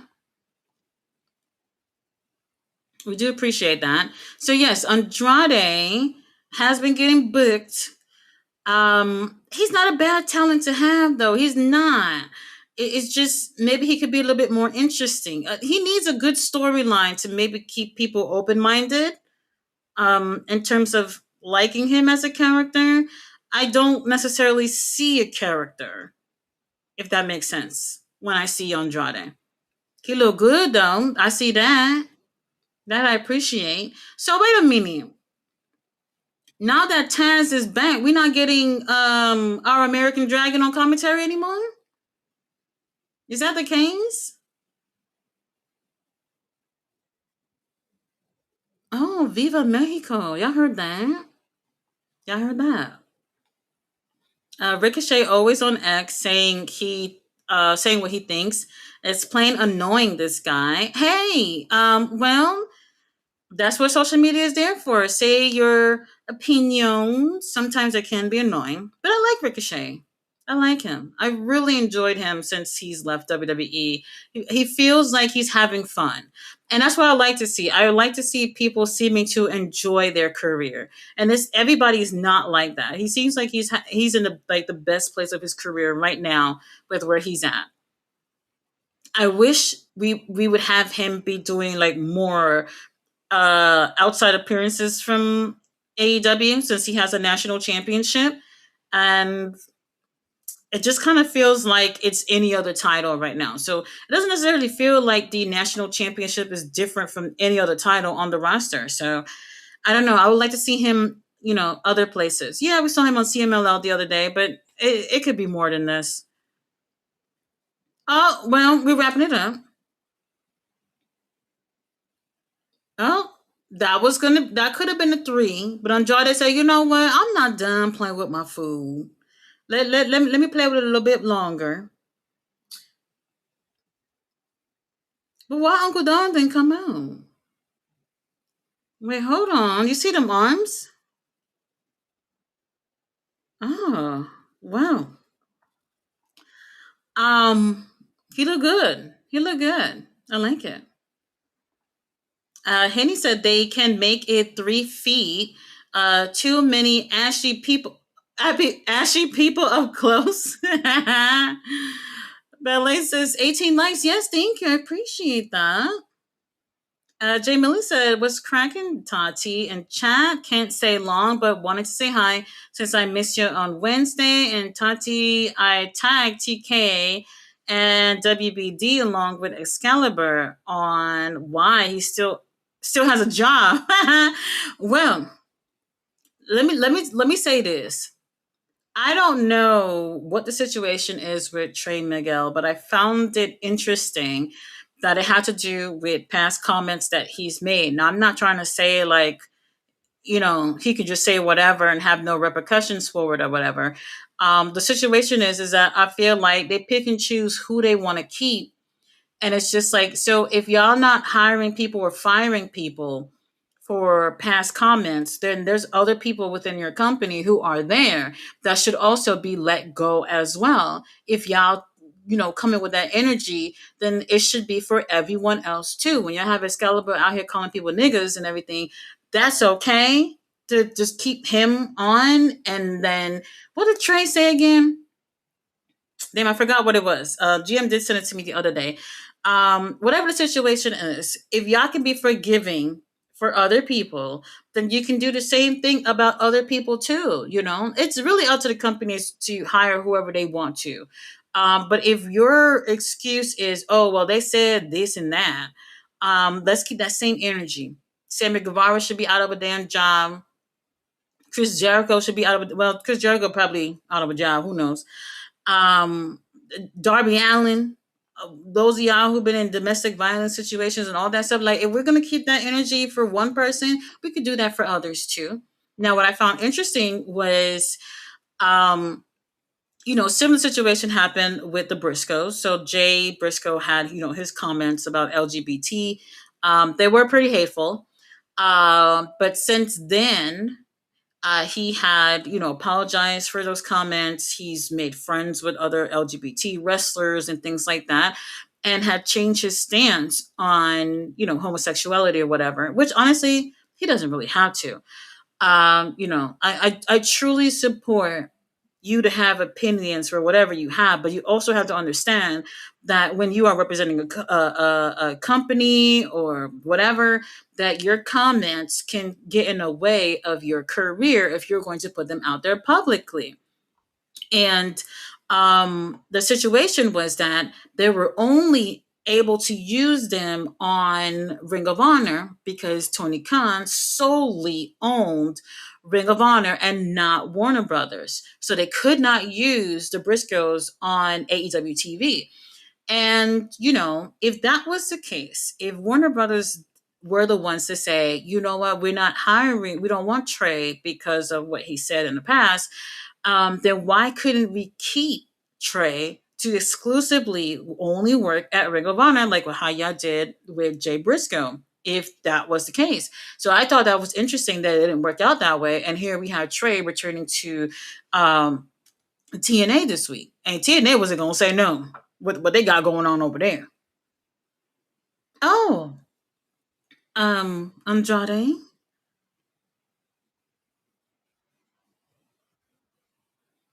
What title are you talking about? AEW World Title. Swerve. Did he just say Swerve? Did I hear that right? Did he just say Swerve is in his lane? Did I hear that right, y'all? But anyway, now look, like I said, y'all can forgive whoever y'all want based off things that happened in the past. I personally do believe that people can say and do things and truly learn and change their stance on things or whatever. I do believe that. Not everybody, but some people. But like I said, it's up to the company to make that decision where it's just like, well, we're not hiring people who have done XYZ. You know, Sammy Guevara talking about raping Mercedes and he has a job. Come on. This is what I'm saying. You can't pick and choose. You can't pick and choose. What the fuck did Trey say? I can't remember what he said, but just keep that same energy with everybody else. I don't do favoritism. If you said this and that, and I don't want to hire you, then I'll be looking closely about other people too. So I don't like it. Roderick Strong. We do love Roderick. Roderick will be going against our champion, our CMLL World Heavyweight Champion, Claudio Castagnoli. Claudio Castagnoli, Lord have mercy. Do y'all see that man? Beautiful man. We do have Jonathan Moxley on commentary, which we do appreciate. Who that back there? Oh, Wheeler Yuta. Wheeler Yuta. We love Wheeler. We love Wheeler. So yeah, it's a very hypocritical, to say the least, Jay Millie. So I don't know. Willow took out the trash. Roberta. Valentina said, "Yeah, Mean Girls are holding the women's title." I agree. I agree. They did treat our girl wrong. Don Callis, Chrome Dome. Mm-hmm. Mm-hmm. Y'all wouldn't say that to his face. Y'all wouldn't. Oh, cutie referee Brandon. We do appreciate it. Claudio Castagnoli. Oh, Marina's here. Look at Tony Schiavone. Just look like somebody holding him at knife point to do his job. Like, bro, what the fuck? I don't know what it is. I just feel like that bothers me. This is so. I don't know how y'all feel, but like I've been seeing a lot of people saying, "Oh, Tony Khan." Oh, look at little Tony. Um, this is typical of CMLL. The president will come out and hold the title, take the little pictures. Everybody get the little iPads and everything, take the little pictures or whatever, and get the title match going. So I do appreciate Tony keeping the CMLL tradition alive. I do appreciate that. All right, everybody, get out, get out, get out.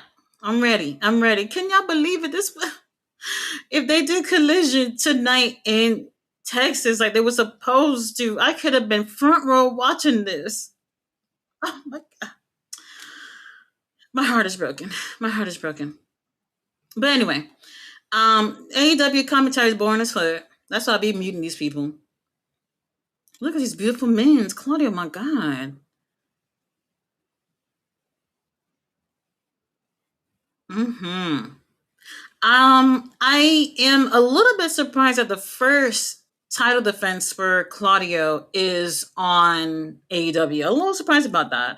I'm assuming because both of the wrestlers are AEW wrestlers, I think. Maybe that might be the case. Tampa, Florida. Okay, Roger, I didn't know that.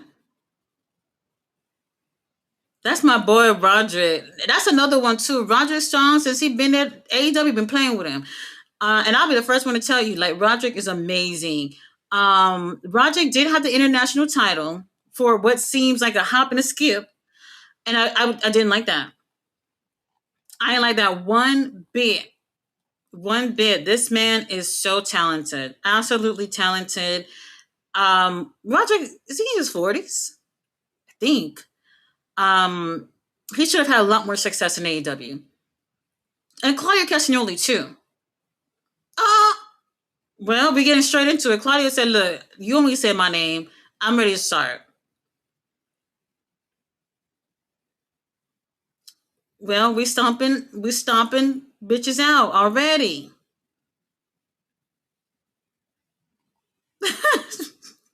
Oh my god. Taylor Red says Julia Hart isn't bad. Her flaws just stands out more due to the current high standards of the division. Meanwhile, over there, botches every week, even with Charlotte Flair. I mean, that's the thing too, because like a lot of people, I would say Julia may be, oh, not the least experienced, but definitely have one of the least experiences within AEW as a wrestler. So yeah, it does show when she's in the ring with people like Willow and Statlander, Jamie, and stuff like that. But she needs that. She needs to be in the ring with these type of girls in order to get that experience and get better. So we need that. What is this? What are they showing in the bottom? They be showing shit at the bottom of the screen so quickly. I don't get a chance to even see what the hell going on. So they did show Swerve and Andrade. Andrade did say, "Swerve, you my way. I'm trying to get my hands on the AEW world title," which is interesting. Interesting. Mm-hmm. Mm-hmm. But yeah, like I said, the women's division is stacked in AEW. So she's going to improve. She's going to improve for sure. She's working with Sky Blue. She's working with Tekla, and those are really great people to have.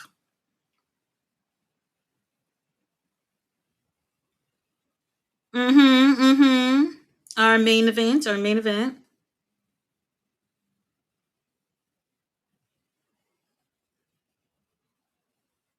All right. All right. We need Beast Mortos to start rocking suits. A lawyer Mortos run would be generational. I feel like they don't even know what to do with Beast Mortos. I really do. Beast Mortos. When he first started, I think, I think he was still with AAA when he was making his first appearances. But then Ring of Honor AEW, I think that was the case because that was a while back. But since he's obviously done with that, they've never really had it never seemed like they had like any concrete plans for him. He come out there and have bangers and then that's pretty much it. They tried the whole thing with him and like Roderick and the Kingdom and all that stuff, and it went nowhere, even though it was kind of funny. And right now he's with LFI. He has the Ring of Honor tag titles, and there has been zero title defenses. And I don't know about y'all, I love reigning and defending champions. All right. So, as much as I love Beast Muertos, if y'all putting titles on people that's going to be sitting at home or wherever else is going on, we're wasting time. We're wasting time that people could be holding titles right now. Over it. Over it. What if Anna Jay wins the Owen? Anna Jay? Where's she been? I would be surprised if she did win. We really haven't seen much of her. I could think of a few people that I would pick before having her win the Owen. And even if she does win, I always say like these type of wins when you're winning tournaments and stuff, there has to be plans for this person. There has to be a payoff. There has to be something where y'all pushing these people after winning. And a lot of times it's not the case. Y'all seen Britt Baker and who was the other Adam Cole? They won the first Owen for no reason. No reason at all. I think the next ones were Ricky and Willow. Was it Ricky and Willow? I think that was the next one. Ricky Starks, they never really pulled the trigger on that. Willow, eventually we got there. Who was the other one? Who was the other one? Mercedes, right? Mercedes and Hangman. Was it Mercedes and Hangman? Yeah, Mercedes and Hangman. Yeah, so Mercedes, she won. Oh, Roger Guy. It's not looking good for that leg. Mercedes, she won the Owen, but she didn't win the title, and it all ended up working out for Hangman. Obviously, you guys know. So like I said, whatever the plans are, if Anna Jay of all people would have won, it gotta be big for her. And like I said, we just haven't seen enough of her lately for me to want to feel like I want her to win. Eating all that junk food just like Top Flight used to, Dante and those burgers. Yeah. I don't know. I don't know, but they got their whole little stoner gimmick thing. Some people do like that. For me, I don't necessarily care for cliche shit like that. So I don't know how far it's gonna work out in terms of the gimmick itself. But these are really great wrestlers, so they'll definitely stick around if they do right by these boys. You hear that, Tony? Oh, Roderick! Oh my god, it's not looking good, Roderick. Um, Roderick Strong. I've been wanting Roderick and Kyle to at least be a tag team. Well, Roderick, not Roderick. Kyle still seems to be injured right now, but that's what I wanted for them because I feel like the company has already chosen who their main players are, and for some reason, it's literally not Roderick and Kyle O'Reilly. Hell no. It couldn't be me, not my company. You mean to tell me I have Roderick Strong and Kyle O'Reilly on my roster and these boys are just coasting? Not me. Definitely not. Did you see Dana Brooke return to wrestling? I thought she said she retired. Homegirl, what happened? She beat up Zia Lee on Thursday. What the hell? I thought she retired for good. That's interesting. That was only a few months ago that she said she was done. Well, I guess she can't stay away from the ring. Very interesting. Very interesting. What's going on with Isla Dawn? She's always on AEW but not signed. Must be per appearance deal. That could be the case. She was already on Collision earlier. She went against Statlander. Statlander made it look real easy, beating our girl, unfortunately. But it was nice to see her after quite some time. She's typically on Ring of Honor. Top Flight are big fans of Wingstop. I am too, but I don't wrestle, so I have an excuse.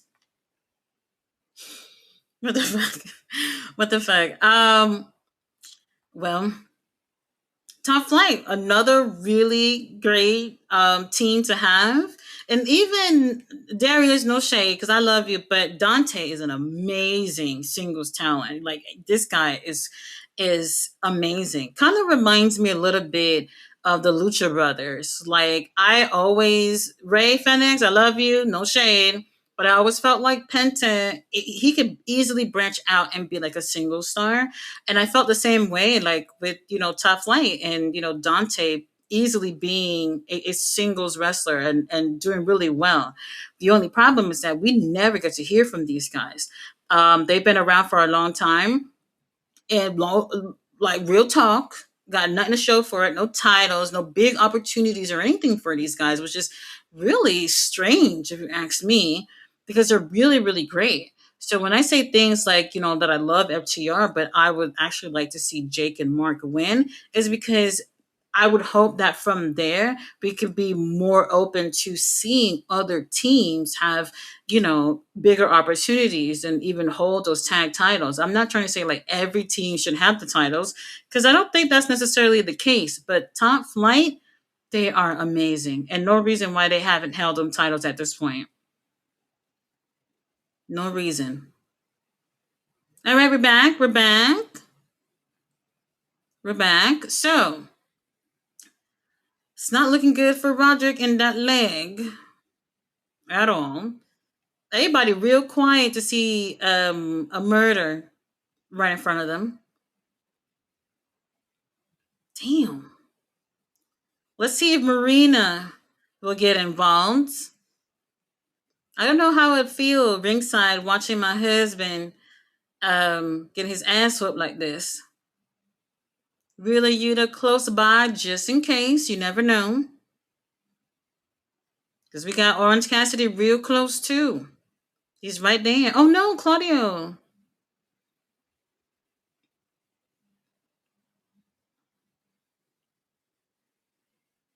Okay, Roderick, he's coming in a little hot.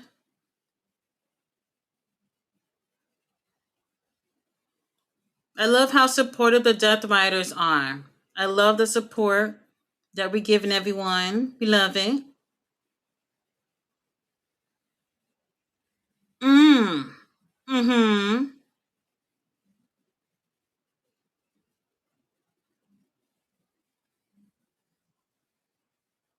He's a fighter. Roderick is just like, I might be hurt, but I'm not out. I'm not out. Valley said that's a good tag team. Alex Windsor and Hater, but her booking is weird in AEW. She should be going for a TBS title or world title. Who are you talking about? Jamie? If it's Jamie Hater, yes. Alex, I probably wouldn't say like not right now, right now. But Jamie Hater, that's the thing too, because like she hasn't had the best booking since she's been back from her injury. Unfortunately. Unfortunately, yeah. Valentina said, "Wow, Roberta, you're more obsessed with Mercedes than I am." Oh, he does mention her a lot. That is true. That is true. TK somehow finds a way to get Jet Speed into. Oh, wait a minute. Wait a minute. Now that you brought that up, because I did want to bring this up the other day, Jet Speed came to that company, came to AEW around the same time. I think Mike came first, and then not Mike, Kevin, like a few weeks later. They came around the same time that our boy Josh Alexander came to AEW.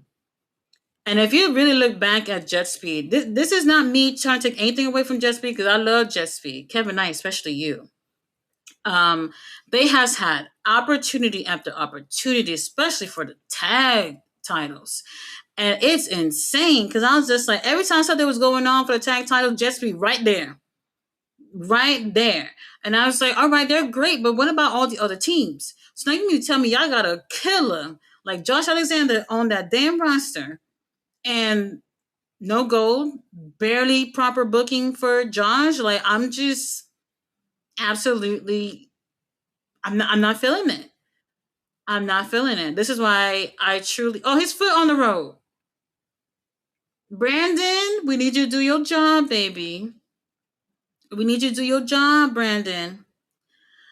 um Sometimes I feel like they do be hiring people just to have them, where it's just like, well, we're not gonna let nobody else get you, so let's have you. Like, Josh Alexander is an amazing wrestler, but if you keep in mind like the other people who were signed around that time and the opportunities that have come for them, then you're just like, well, what have we been doing with Josh?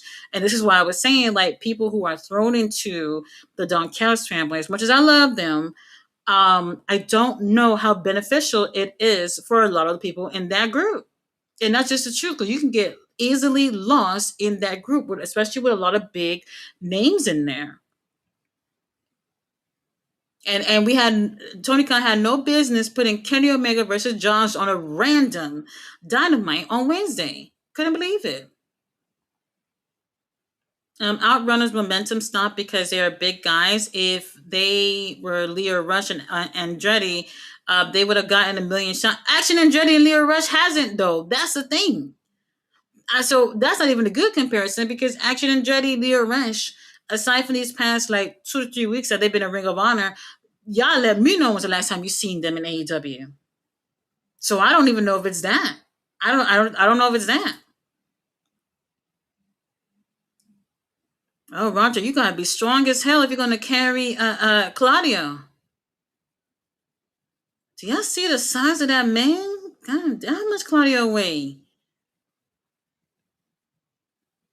Mmm. That was a two, Brandon. That was a two. But yes, Killer Red said TK somehow finds ways to get Jet Speed into X amount of matches, even in feuds that don't concern them. So I don't see the reason why Price and Oliver can't get two matches on TV. No, I agree. I agree. I don't know. That's the thing. They've been more of a focus on Ring of Honor. So them having the opportunity, to at least go with some of the bigger names in this company, I think it's fine. But, long term speaking, I don't know where it's going. I really don't know. Sometimes my faith is real low when it comes to AEW. Um, Claudio, we got this. We got this, Claudio. We're retaining. Look at Marina back there. Oh, John Moxley standing up. He a little nervous.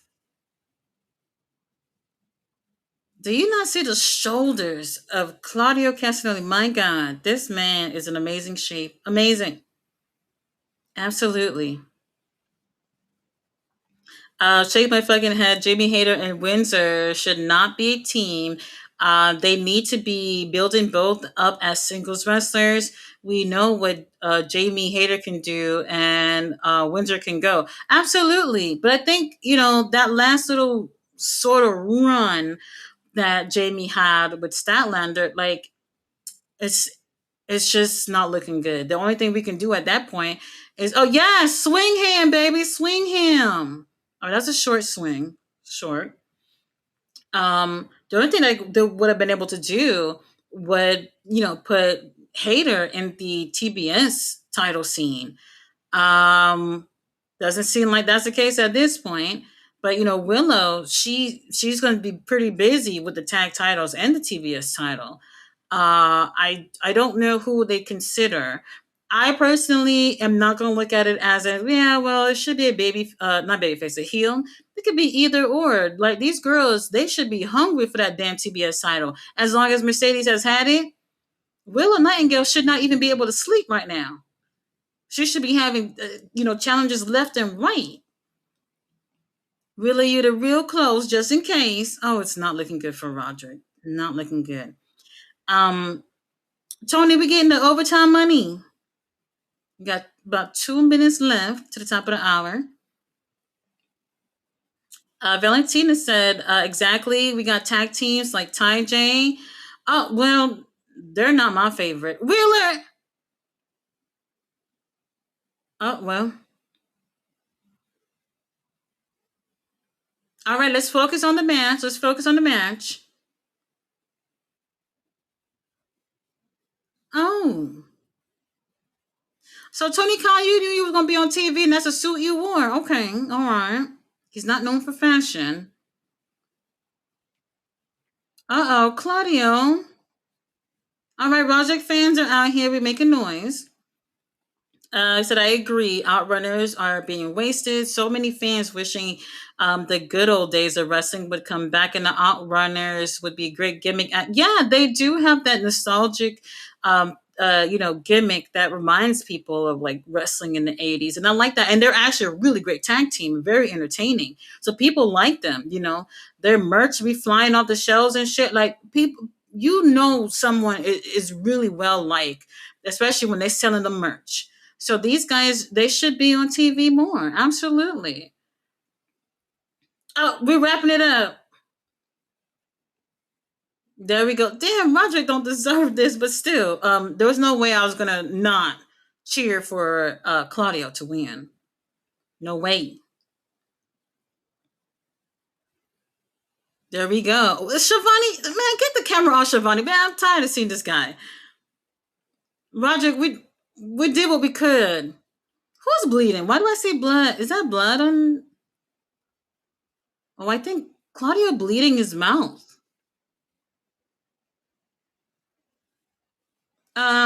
Marina, go check up on your husband. See if he alright. Let's see if he alright. Um. Anyway, yeah, the Hour Runners, they're great. People do actually like their gimmick. It's kind of cheesy, but they're still lovable guys, so people do enjoy them.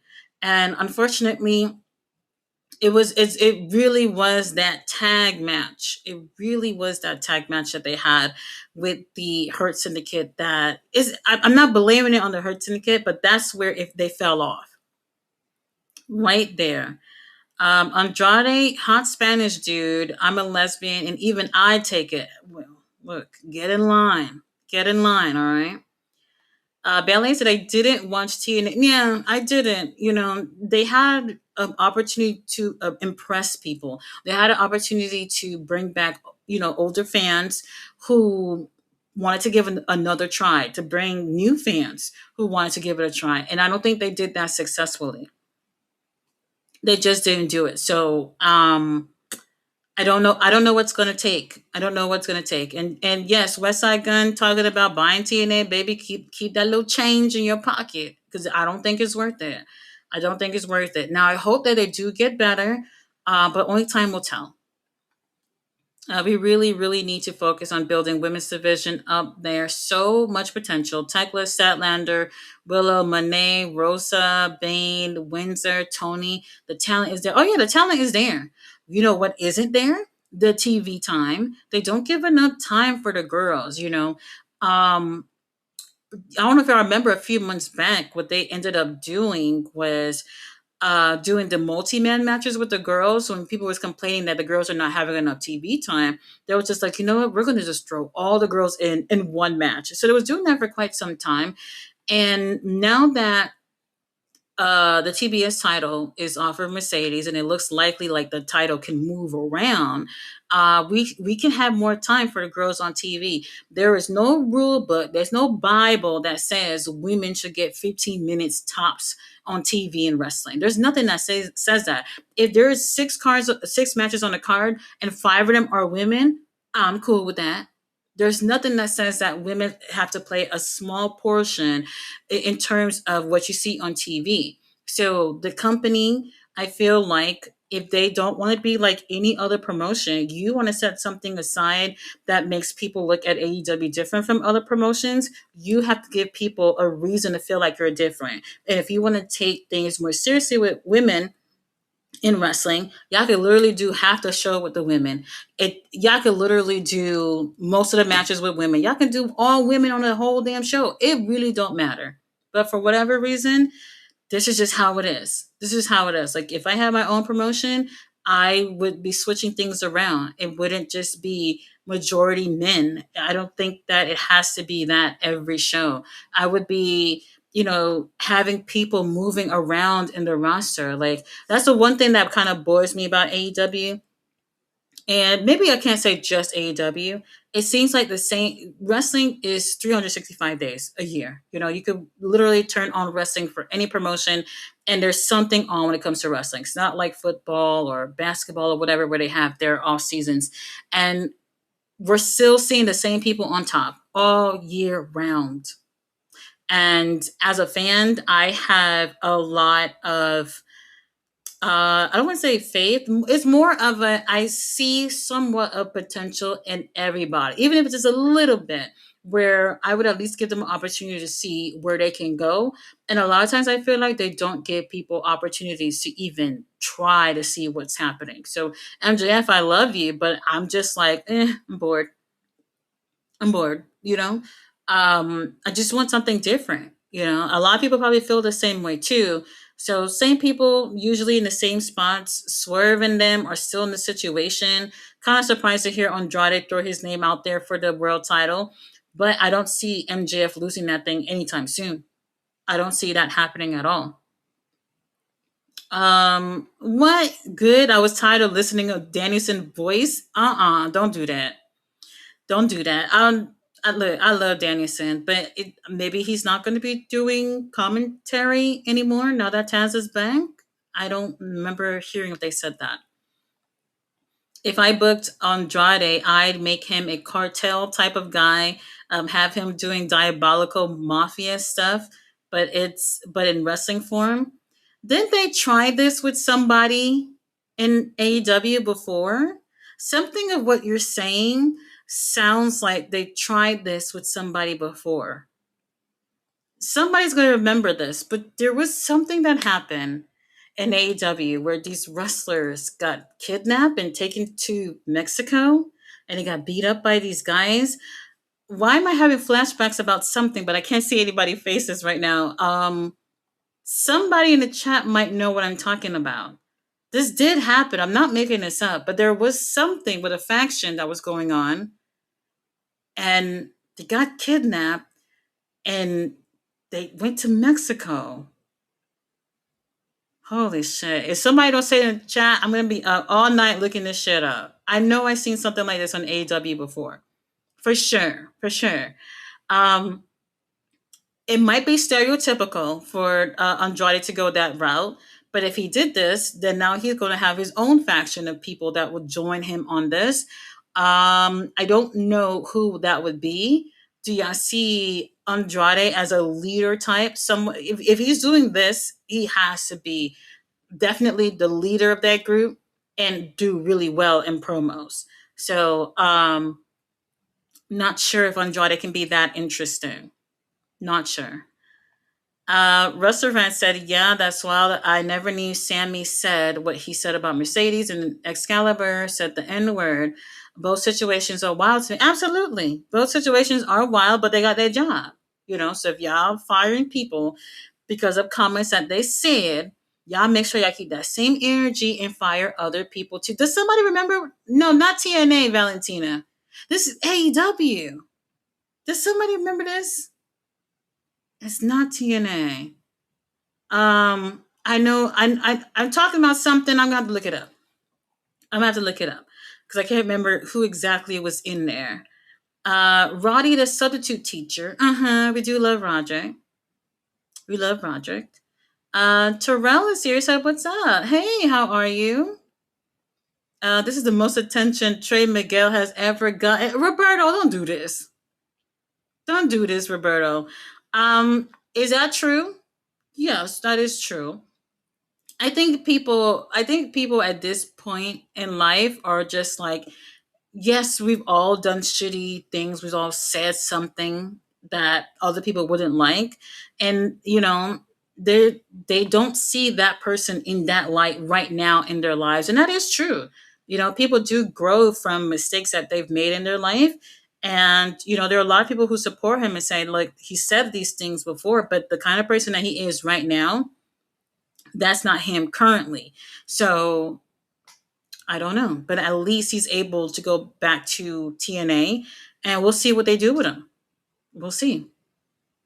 If X amount of women leave out of boredom, then they can't be blamed. Then you don't have to overdo it like WWE does, but just be fair with the TV time. Yeah, that's the problem because it feels like when it comes to women in wrestling, they have to have a little bit of time on TV, and we'll get that out the way and leave the men to have like 80% of the time on TV. You don't have to do that.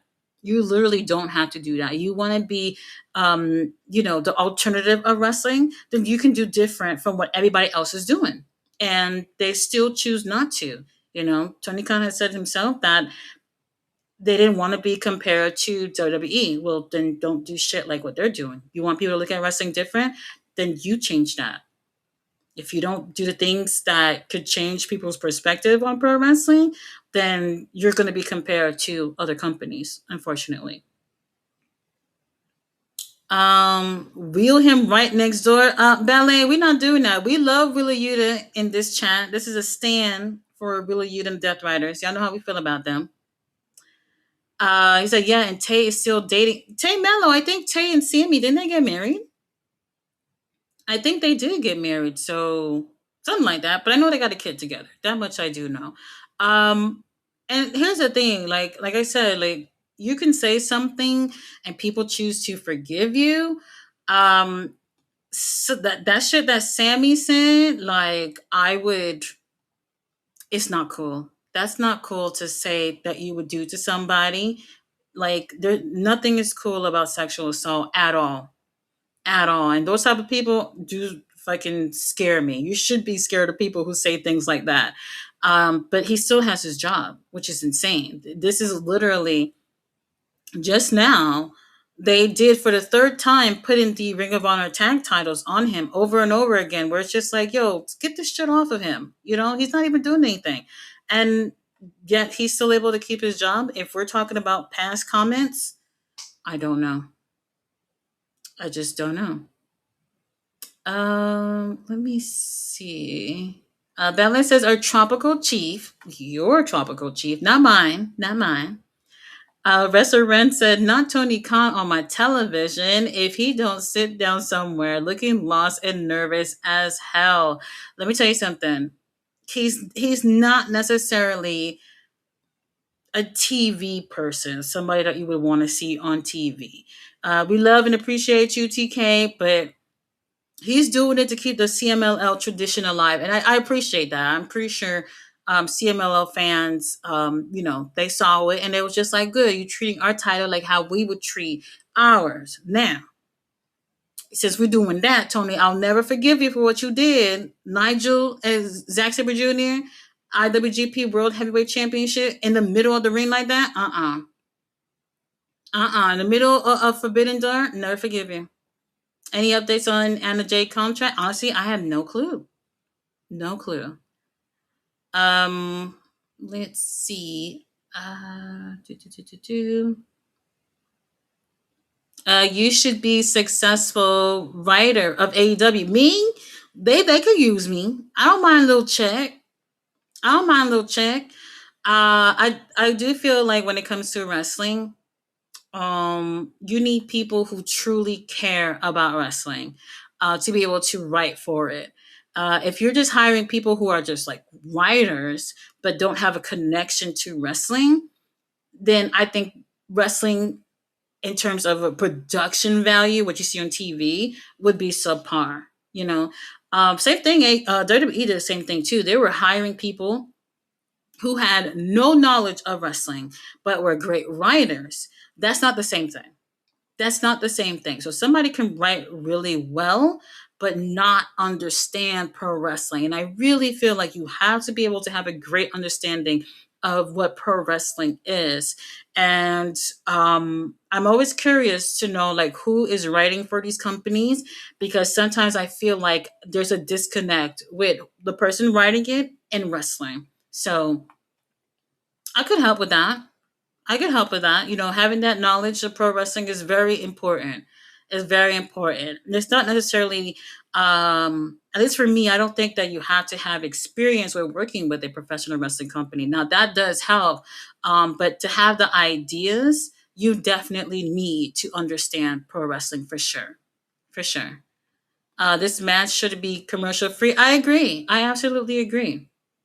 Tony Khan should hire a Tati Taker. Hey, like I said, I don't mind a check. I don't mind a check. I won't say no to money.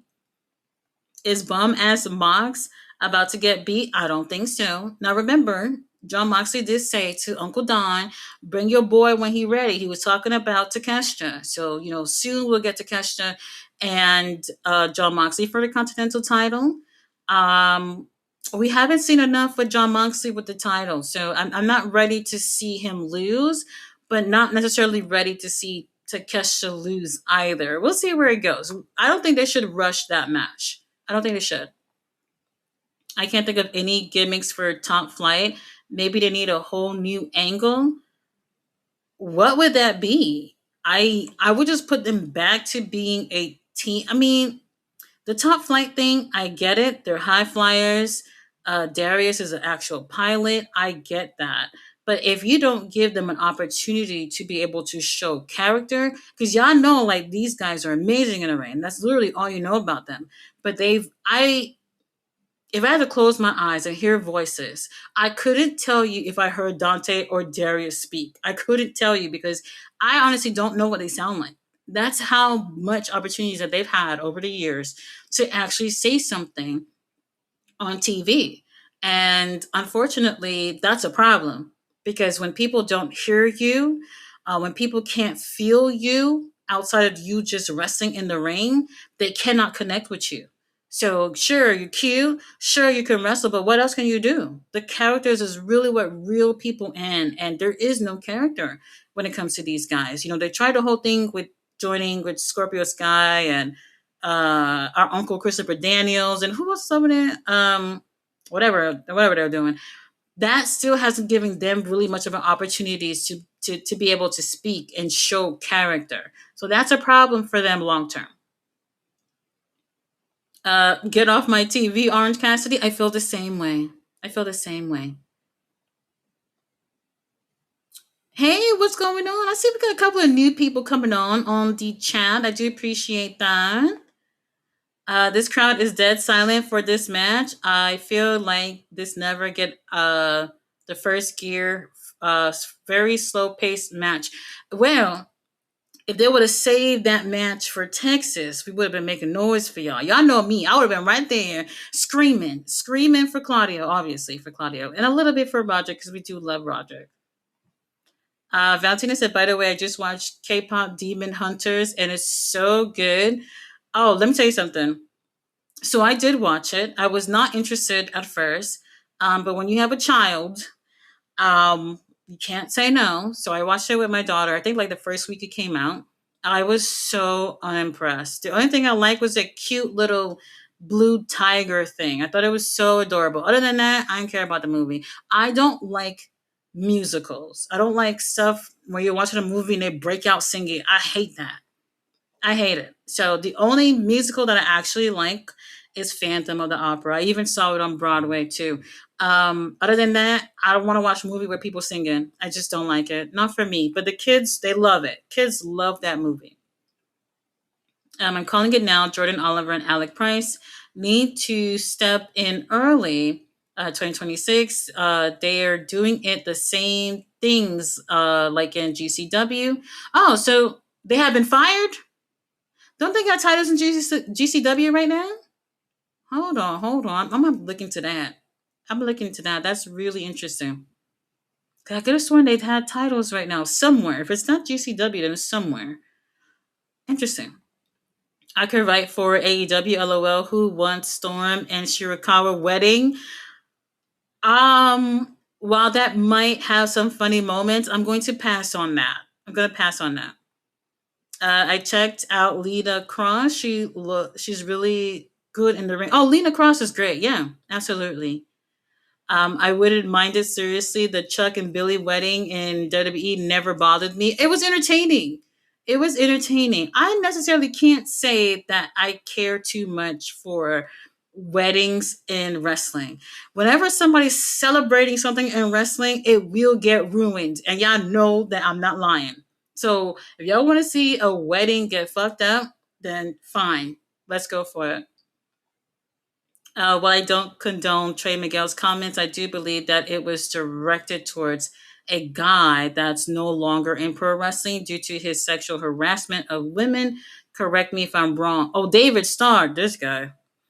So even if it is directed towards one person, people are going to take those comments and make it a generalization of anyone within those groups. So even if it was towards one person, people going to take things however they want to. So you have to be careful with what you say.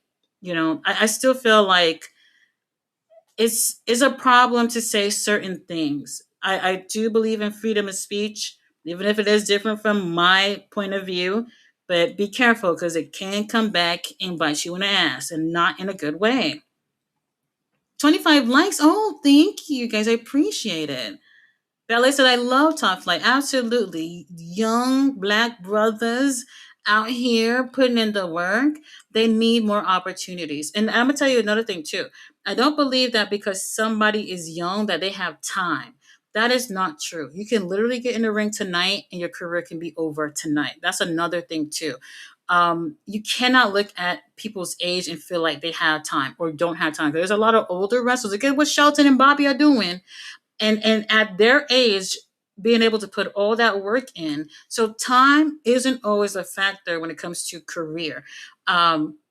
So a team like Top Flight, y'all need to be using them right. Look at what they did with Private Party. Can somebody tell me where the hell is Private Party? Where are these guys? I have no clue. No clue. It's really unfortunate when I think of how things played out for those guys. That's another thing too. Another team that went against the Hurt Syndicate, they fell off the face of the earth. They sure did. So I don't know. I don't know. Let me see. Imagine if Ricky Soda. Who's Ricky Soda? Who's that? I don't know who that is. But we don't need no more people. We full in AEW. We full. Left my ass off Saturday night's main event already getting cooked. Well, what happened? Well, what happened? It wasn't good. Y'all didn't like it. I randomly met Dante at a Foot Locker once. He was cool, really, really short, and was soft spoken. Aww, maybe that's probably the case. He's soft spoken. You know something. There are people. So when you do wrestling, it's like acting too. So like in real life, you could be like a soft spoken guy, but when it's time for you to get into character, now you become this other thing, this other person. So sometimes it's not necessarily like how you are in real life. Like once you become this character, once you get into the ring, you're locked in and you're different from who you are in real life. And I really feel like it's really important. So like going in the ring and just wrestling is not being the total package, and not everybody can be. But Tough Flight, I would love to see if they can be. I swear to God, JD of New York, he's a big hater of pro wrestling. No, JD New York, I'm gonna tell you what it is. People like to see him wilding out like how he does, and he makes good money doing it. Sometimes I feel like the things that he says and what he does isn't his true feelings. People do sell out in situations like this when they're just like, when I do this, I get more money, I get more views, versus when I am positive about what I'm seeing. And that's what it is. A lot of people do stuff like that. I am not that type of person. If I feel like I have to start wilding out just to get views and people throwing money at me or whatever, then I can't enjoy what I do. There's just no way. So JD, I really feel like he doesn't 100% believe majority of the shit that he says, but he realized that that's what brings the chick home. So a lot of people do that. A lot of people on social media, they do things like this for the money. And it could never be me. Could never be me. Tati, I'm surprised. LOL, that movie was flawless. The story was good. No, it wasn't. Okay, I'll put it this way. I've been watching Korean drama since I was a teenager. I can tell you about any given show without ever even having to watch it. It's all the same damn story, literally. So I'm over it. I'm absolutely over it. So the animated movie that they did, I was kind of hoping that it'll be something completely different, but honestly, it played out like any other Korean show. So I didn't care for it. I didn't care for it. If you do like to watch Korean movies or dramas, I would recommend to watch more mature type stuff rather than like the lovey-dovey type of things, because they're all the same story, literally. Oh, so they do have the tag titles in GCW. Okay, all right, they need to step it up. All right, I hear you. I hear you. Valentina said, Tyler, I used to watch JD just to laugh at him rage, but it got old fast. Oh, absolutely. Absolutely. There's a community of people who hate um, AEW, especially, but there's also people who have no lives, get no pussy, and they like to sit there and hate on everything because that just gets them through the day. So when you have someone who is on screen just doing that, they have people following of people who like that. I honestly, I have a life. I don't got time to be doing all this shit. So he's making the money doing it. That's your hustle, baby. Go with it. Go with it. He's the angry little man stereotype. Oh my god. Brandon said Andrade versus Swerve Wednesday night. I'm looking forward to seeing that. Have they fought? I think they have. Have they? I want to say that they have. I could be wrong. I could be wrong, but I'm looking forward to that because both of these guys have their eyes out on the world title. Swerve still being a top guy, but I don't see him actually getting the title anytime soon. So they're keeping him at the top, giving an opportunity for Andrade to do a little something, something. So we'll see where it goes. Swerve had a really great match on Wednesday with Kevin. Kevin didn't win. But it was great. It was great. So we'll see if Andrade can beat Swerve after somewhat of a little bit of a winning streak as of late. For real, people were hyping up Jenny from NXT, but she had to retire due to injury. She was young. Oh yeah, when you're younger doesn't mean that your body's in better shape either. Like there's a lot of things to keep in mind in terms of what the human body can take, and everybody's still different. So when it comes to wrestling, I feel like what I see too much is companies prioritizing veterans because they're just like, well, he's not going to be able to do this in like 5 years. But then when you say that, you're not looking at the younger talent and saying, well, maybe in 5 years, these motherfuckers might get up and leave because we didn't do anything with them. Have they ever thought that? And that is a really big possibility. So, private party, we don't know what happened to them. They was there long enough for them to realize they don't want to be there anymore, if that could be the case. Who's the other one? Ricky Starks, Ethan Page, like these guys, I always thought that they had great potential, but the company never truly went there with them. So when people end up leaving one company for another, don't say that they sold out. They know what they want out of their careers, and if they're not getting it at one place, they can try their luck somewhere else, and that is 100% fine, absolutely fine. All the level-headed fans don't rock with JD. Jay Sack Jax does way better numbers. Oh, I don't even know who that is. I just don't watch wrestling reviews anymore. I don't watch like people doing live streams talking about wrestling anymore because I feel like people give in too much to the hate aspect of things. That's what I was telling you the other day. Like James, the one that be doing the show with Dutch. Dutch, I love Dutch Mantel. I love watching him, and he does his show with James.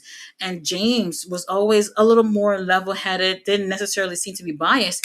This guy now has a channel in a way ripping pro wrestling as a whole. And I'm just like, where the fuck did this come from? I just don't understand it. I don't understand it. So now he seems to come off to be a little bit more biased. He seems to have his own rhetoric towards AEW, where I'm just like, I don't think you watch AEW. I know when people watch something. Like I can tell by how they speak about certain shows and things. Like I know if you just watch a clip versus if you're watching something, you know. I know I don't get a chance to review everything for New Japan because it's really difficult to do that. But if somebody starts talking about New Japan right now, I know if you're not watching because I don't even get sleep because I'm watching these guys all the time. Same thing with AEW. AEW, I watch everything. I go to the shows. So if somebody's bullshitting me, I know it. I absolutely know it. And like JD and these people, a lot of these people, they don't actually sit down and watch the shows. They don't go to shows. They don't truly get an experience. But what they do know is that there are people who hate this and want to hear me hate on this. And that brings them the views. That brings them the views. Unfortunately, if you take your time to just look at different wrestling creators, you will see that the ones that are spewing hate get more views over the ones who are, I don't want to say not biased because some people can be biased, but the ones who tend to have more positive things to say about pro wrestling as a whole. So unfortunately, they just get more views. And most of these people are not truly watching any product. They're just looking at matches here and there or just looking at clips and forming opinions. And that's it. If you're not watching and you want to sit here and tell me, oh, AEW sucks and everything, but I don't watch it, you got nothing to say to me. You have nothing to say to me. If you were watching every week and then you formed your opinion and you want to talk about it, sure, we'll talk about it. But if you're not watching at all, then I just don't know. I hear it all the time. There's people who comments like on my reviews and say, oh, I'm surprised. You know what I get? So it's such a stupid comment. Oh, I'm surprised AEW got pretty girls that watch. Oh, AEW sucks so much that you have to look a certain type of way to watch. It's really weird. Really weird. So I get a lot of people say, I don't watch a show because they're not good. Or I don't watch AEW because I'm loyal to WWE. I'm like, these bitches, they paying your rent or something? Is that why you're not watching? If you truly love pro wrestling, you can literally turn on to a promotion you've never seen before, see great wrestlers, see great matches. You don't have to necessarily get into the promotion, but if you truly love pro wrestling, then you can watch wrestling anywhere. And I just don't understand comments like that where it's just like, oh, I'm loyal to a company. If they're not paying my bills or hitting it from the back, I'm not loyal to anything. At any given moment, I don't have to come over here and cover nothing AEW. They don't pay me nothing. They don't give me anything. I don't have to feel like I'm loyal to this. If I don't want to watch this anymore because I'm a wrestling fan, I could easily turn on to another promotion and be just fine because I love pro wrestling. It has nothing to do with any promotions. If you guys been watching my channel long enough, you know I used to cover WWE. And at some point, I was just like, man, fuck all that shit. I'm done. It's just not for me. And I'm okay with doing that because I actually love pro wrestling and I could find enjoyment out of pro wrestling somewhere else. So don't let one promotion or these weird, crazy people on YouTube determine what you should or should not watch. Go ahead and experience it. Go ahead and experience it. I don't know the name of this person, but somebody said WWE fan first time going to AEW show. And they said that they were surprised that they had a great time.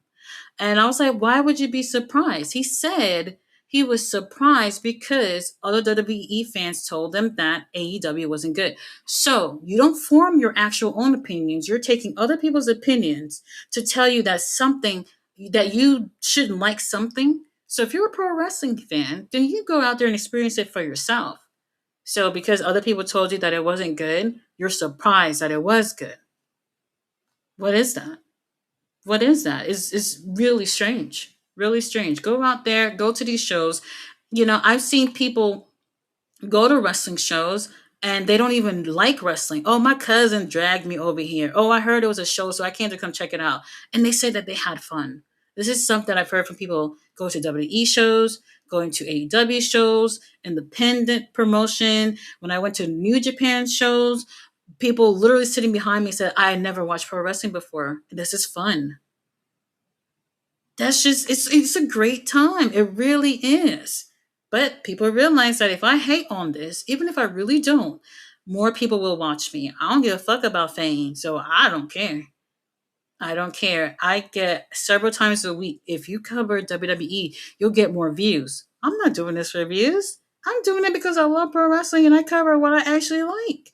If you want to watch somebody cover WWE, plenty of channels on Beyonce's internet where you will find people talking about WWE. So I cover what I like. You guys know where to go when it comes to all the promotions. I can easily go to King Leo's channel. You can easily go to Sandman's channel. We do have a bubble within this community of people covering different promotions. I can't cover it all. I can't. But I don't do shit for views because honestly, I don't care for shit like that. I just love pro wrestling and really happy that we have a community of people that are pretty chill and we could talk about the shows. I like that. It's really refreshing because a lot of people don't have communities like this at all. I go to other live streams and I be seeing people wilding on the chat. The things that I see on the chat is scary. And y'all see the AEW chats too, like when they do like their what's that thing? Like the pre-shows and stuff. The things that they be saying is crazy. Absolutely crazy. Bishop Khan is super soft spoken. Ooh, Bishop Khan, but that's a good looking man though. He be tapped in when he gets into character. He's tapped in. I don't know if you've seen like Ashe wrestling and stuff like that. Like he gets in, and you can see the shift. A lot of wrestlers are like that, where it's just like, all right, it's time for me to get in that ring, and it's a switch to just a completely different personality. And Bishop Khan is like that for me. At least I think so. This is my first Korean drama I've seen. Might have to get into more. That's your first? I'm so sorry.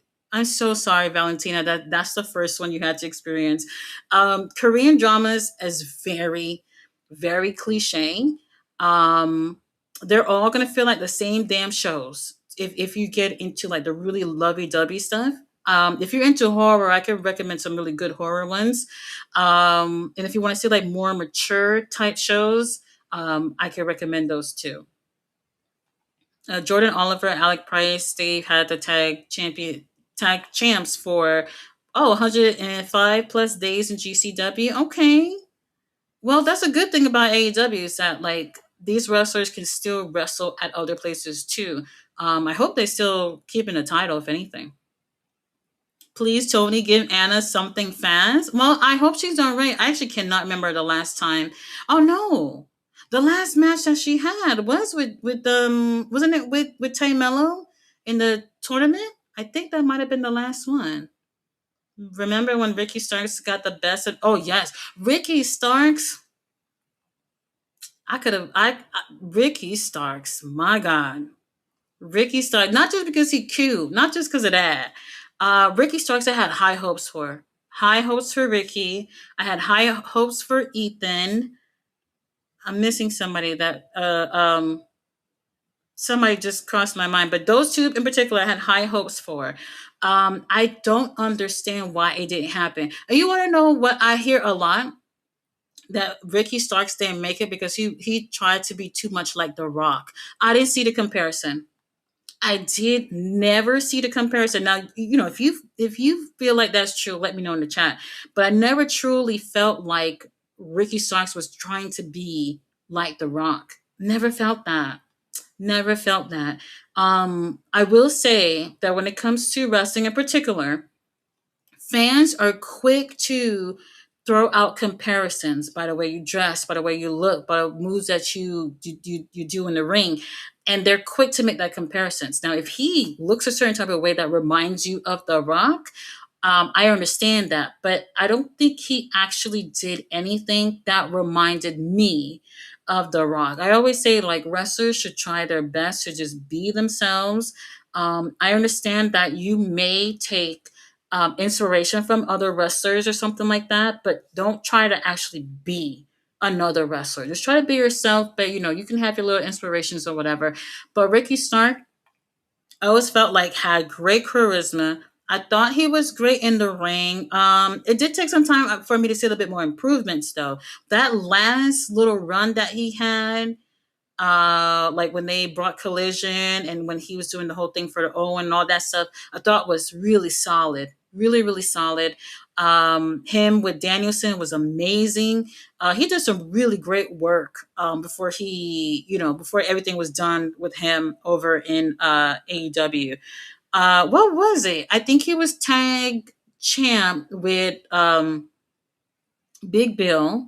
I wasn't sold on the group, but they could have spent a little bit of time to try to make, them feel like more of a group. But let's just be real. They were just there to make sure they had a little something something for Sting and Darby to have. That was it. That was it. So there was potential to do so much more with Ricky Starks, and it just didn't happen. Ethan Page, I saw so much more out of Ethan Page than probably anybody in this world. And unfortunately, it just didn't happen. They tried to do a little run with him in Ring of Honor, and they seemed like they were pushing him hard. My complaints with Ethan, I haven't seen him this year in the ring, so I don't know if things have changed. My problem with Ethan was that at the time he was a babyface. I felt like I know when I feel a wrestler's trying too hard to be liked. And I felt it every time I watched this match. Like he wanted to be liked and I didn't like that. And I was just like, damn, I don't think this is working. Whenever he did promos, I'm just talking about his last run in Ring of Honor before he left. Whenever he did promos, I literally felt like I heard him say the same shit like last week. I don't like recycled promos. If you have catchphrase that you like to use or whatever, that's different. But recycled promos, hell no. Hell no. And it just didn't work out. It just didn't work out. I kind of felt like that was partially on him, but he left. And like I said, wherever these wrestlers decide to go, I hope it works out for them. But Ricky Starks, I had so much high hopes for. I just don't know what went wrong. Valentina said I watched Tati, GM, Mini Portable, and Denise. Oh, Denise, yeah, yeah. I don't really, like I said, I don't really watch anybody anymore. I just, I don't like the biasness. I don't like the negativity, things like that. And a lot of times the fans just bring on that negative energy. So I just can't deal with it anymore. But everybody's trying their luck. Unfortunately, for me, when people are get really deep into this, they, like I told you guys before, like, I tried to work with other women on my channel and have been let down because they literally tell me, oh, I'm trying to, go to media scrims and press conferences and I can't say certain things, and I'm just like, oh, okay, y'all doing this for another reason. If that's your thing, that's your thing. But that's when the biasness really come in, because now you truly know that they're being careful with what they say because they want opportunities to be able to go to these press conferences, for WWE, AEW, whoever. I don't care. I don't care. I'm going to say exactly how I feel.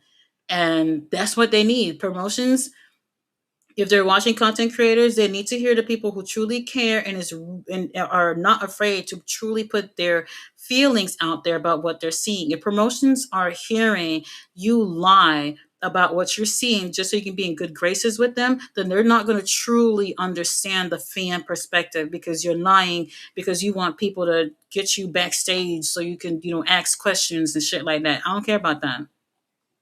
I don't care about that. So that's why I don't watch anybody anymore. At least not at this time. Tony too busy watching speedball matches. He probably lost Anna's contract in a pile of storylines. Killer Red. Oh my god. What the fuck? What the fuck? JD, the Anton Daniels. Who's Anton Daniels? Who is that? That doesn't sound good. That doesn't sound good. I watched Bobby Monsoon, Jade Jax, The Hater, Intern John, Wrestle Tati, BC Amplified, and Screw the Script. I have not heard a majority of people that you mentioned. But like I said, some people are out there, giving unbiased opinions and truly want to see pro wrestling succeed. And then for the rest of y'all, this little check. It's a little check. So I'll give these names a try just to hear what people have to say, because I actually really do love hearing people's opinions, and this is why I do the live streams. This is why when I'm done with the live streams, I still do the reviews, because people comment there and give me their opinions. I think it's really important to share your opinions on something that you actually care about. Um, Shelton been wrestling since Ruthless Aggression. Oh, Shelton been doing this for so long, and he's in really great shape. That's what I was saying. Like even for what is he, like 50, 51, something like that. Bobby around the same age, MVP around the same age, and look at how they move. Look at how they move. Now compare that to someone, well, it's probably unfair to say this now, but like Adam Cole, that last month he was wrestling. You know what I mean? Like a lot of people who's been doing this they're not all at the same place with their body and career. So look at Billy Gunn. Billy Gunn is 60 something years old. Did y'all see that man? Did y'all see that man in the ring? Age can't always be a factor. Like I don't think it's wrong to look at it, but if that's your overall factor on making decisions, then you're wrong. You're wrong. There's a lot of things to look at. Killer Red said, "Oh yeah, and heels advocate. Most of them in WWE, but at least they are unbiased and don't cap. Yeah, as long as they're not biased, I don't mind listening. I don't mind. That's why another one I stopped listening to was Simon Miller. I like him. I do actually like him, but he is someone that I feel like, because he's a wrestler, he tries to be careful with what he says because he would like to still have opportunities to work with these promotions. So sometimes I feel like we don't get his true feelings on what he's reviewing because he wants to keep opportunities open, for wrestling. I get it, but I don't want to hear bias shit though. It's just not my entertainment. Hit it from the bike. Yes, absolutely. I do like that. I do. Stevie Richards. Oh, Stevie Richards. Stevie. The shit that Stevie Richards has said. Okay, when Stevie Richards started his I don't know if I even remember this far back. This was a couple of years ago when Stevie Richards started his channel. He was doing like kind of like match reviews, something of that sort. So, like reviewing matches or reviewing certain spots in matches. He was doing that. And then here's what fucked it up for him. Y'all, I know y'all remember this. Was it international title? I think it's an international title. John Moxley and Ray Phoenix.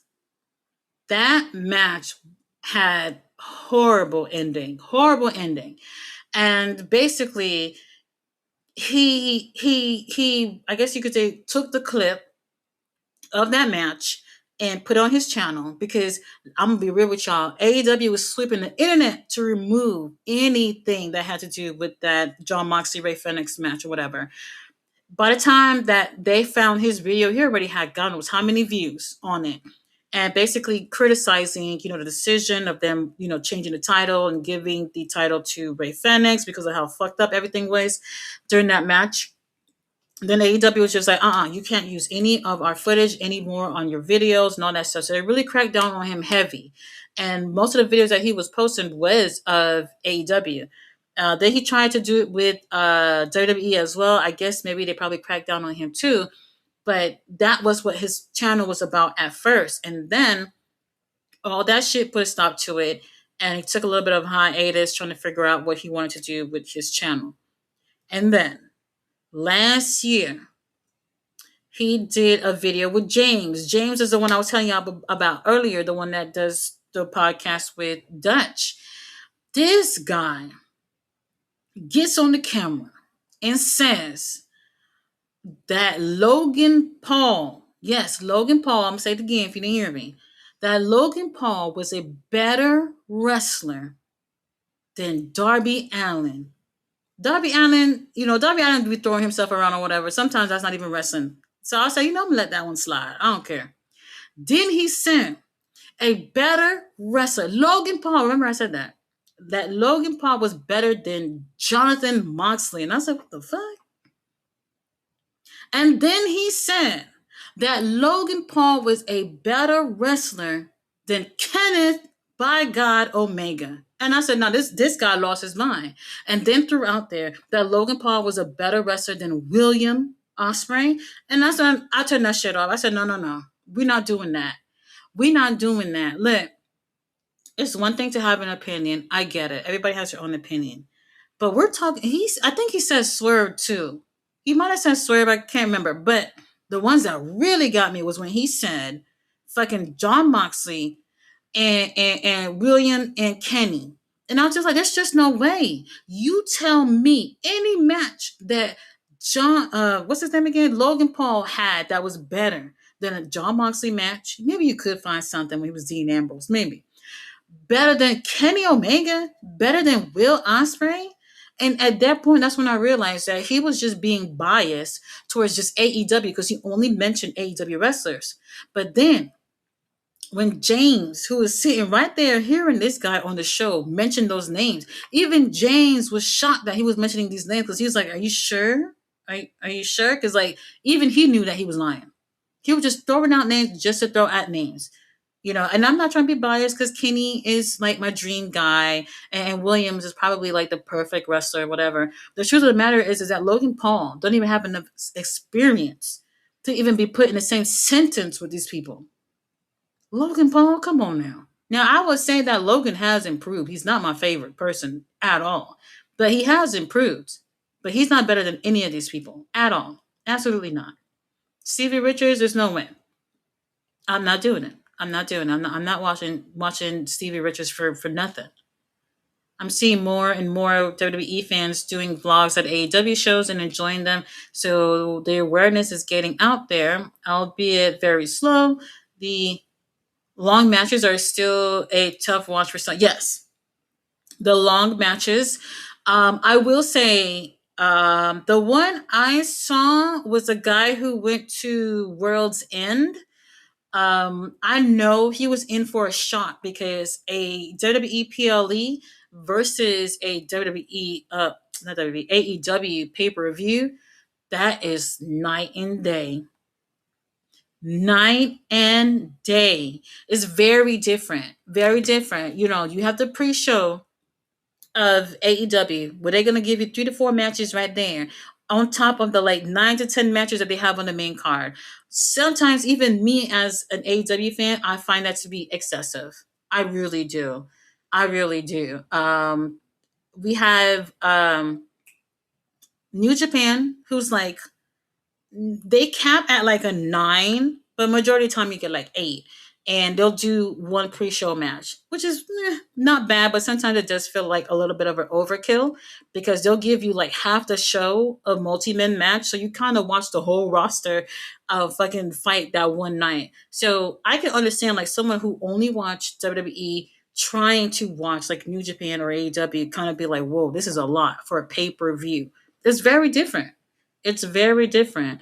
But the match quality in terms of a AEW New Japan show is better than AEW WWE. I truly feel like that, and I felt like that for the past few years. When I first started watching AEW, that you know what really sold me, and y'all gonna find this surprising because I'm not a fan of the Young Bucks, never really been, but the cage match with the Young Bucks and the Lucha Brothers really was what sold me to really say, you know what? I'm gonna stick with this. I'm gonna stick with this. That really changed my mind completely about AEW. And I think that from there, I literally brought every pay-per-view that they've had and, you know, gone to their shows, the social support and all that stuff. So that was really what sold me into being an AEW fan. That particular match, you know, so it was pretty good. One of the best tag matches that I probably ever had. I think so. But if any WWE fans want to give just pro wrestling a try, support your local independent promotions. You would love these shows. Absolutely, they need your support. They really do. Tati, I love that movie. LOL. Rock a bum now anyway, so wouldn't mind if Ricky was. Oh, y'all, did y'all hear that the Rock movie, the movie that nobody saw, is nominated for an Oscar? I forgot the name of that movie, but he's playing. Is it a boxer? He's playing like a boxer or something of that sort. And I don't know a soul that saw that movie. I really don't.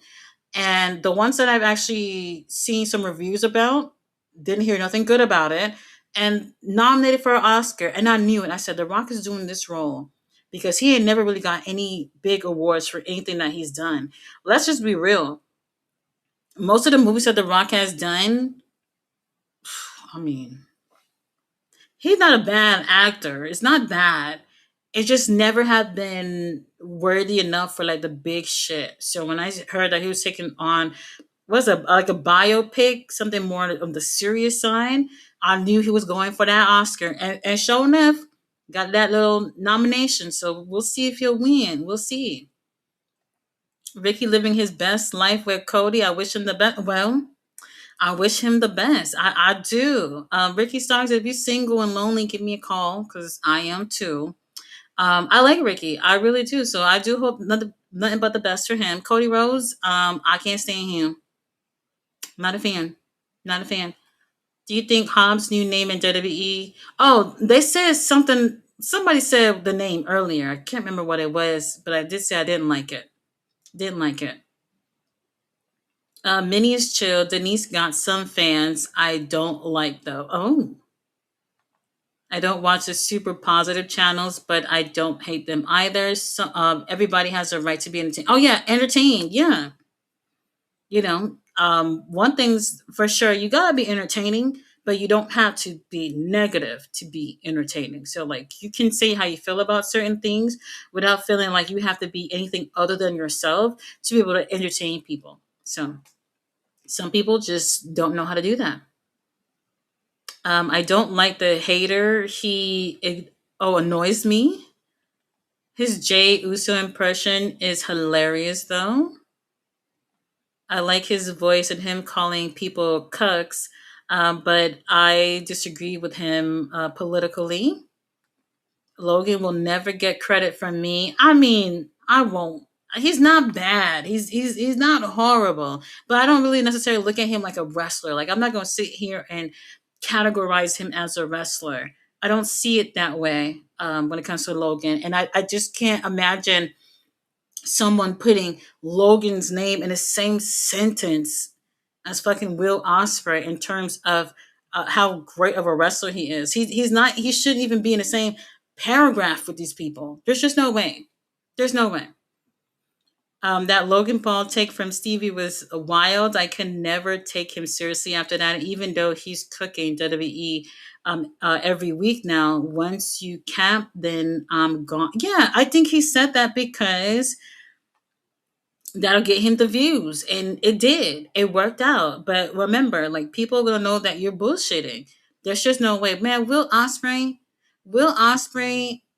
he not in the ring. He's amazing. The promos, I don't care about it. But he's consistently had the best matches like every motherfucking year. Every motherfucking year that this guy, I'm sure, like if you've seen him, he's definitely had like your top five match every year. However, to say Logan is better, no way. No way. Unless he's never seen William in the ring. He's probably never even seen Kenny in the ring, so that could be it too. He probably just throwing out names just to throw it.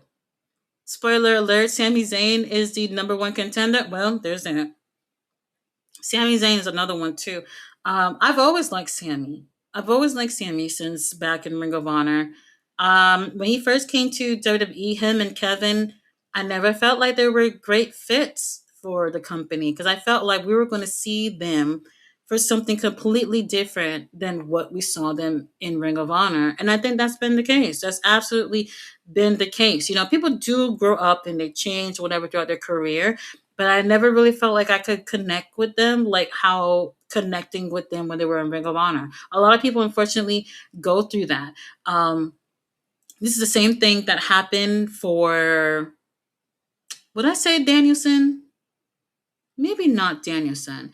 Okay, I would say John Moxley. So if you've ever seen John Moxley prior to WWE, what you see John Moxley now in AEW is closely to who he was like back in CZW.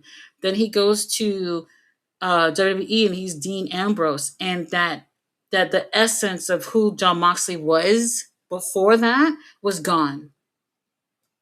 There's a lot of wrestlers that this very same thing has happened to because now WWE got you locked. They're going to make you whatever the fuck they want to make you as.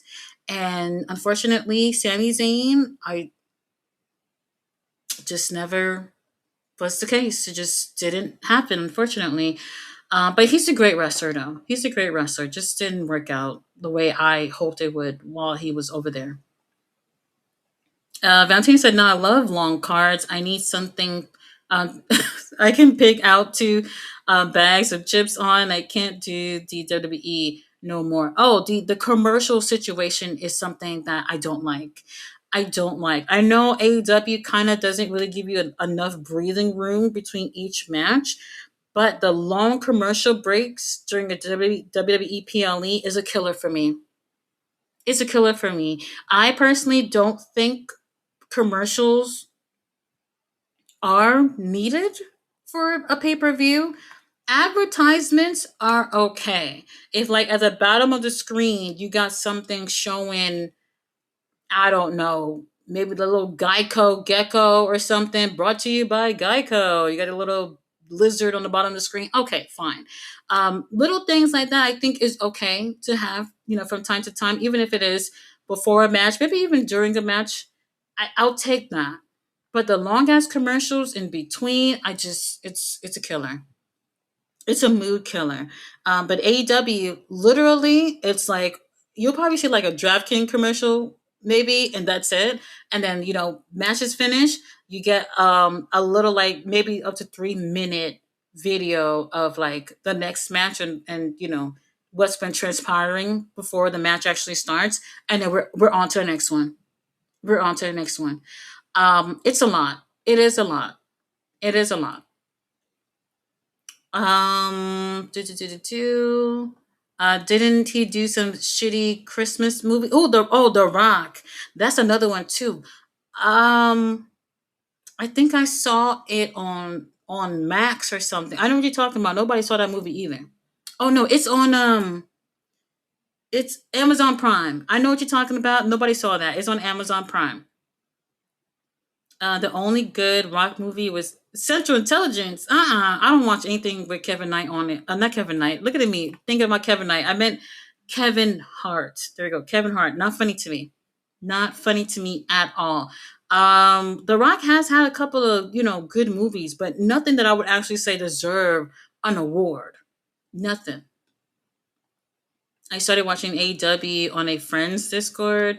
Punk was a champ at the time. I enjoyed the chaos and distraction. Went back and saw the first pay per view after that. Honestly, I think this is the best AEW at the moment. Yeah, AEW, I mean, they do look great. They do look great. But what they have in terms of like who their top stars are, they've come a long way to where they are right now. But there's always room for improvements. Y'all know that. There's always room. I said, yeah, I got into AEW like 2 minutes. I got like 2 minutes to pee and change snacks. Yeah, AEW is quick. It's real quick. So keep your snacks nearby.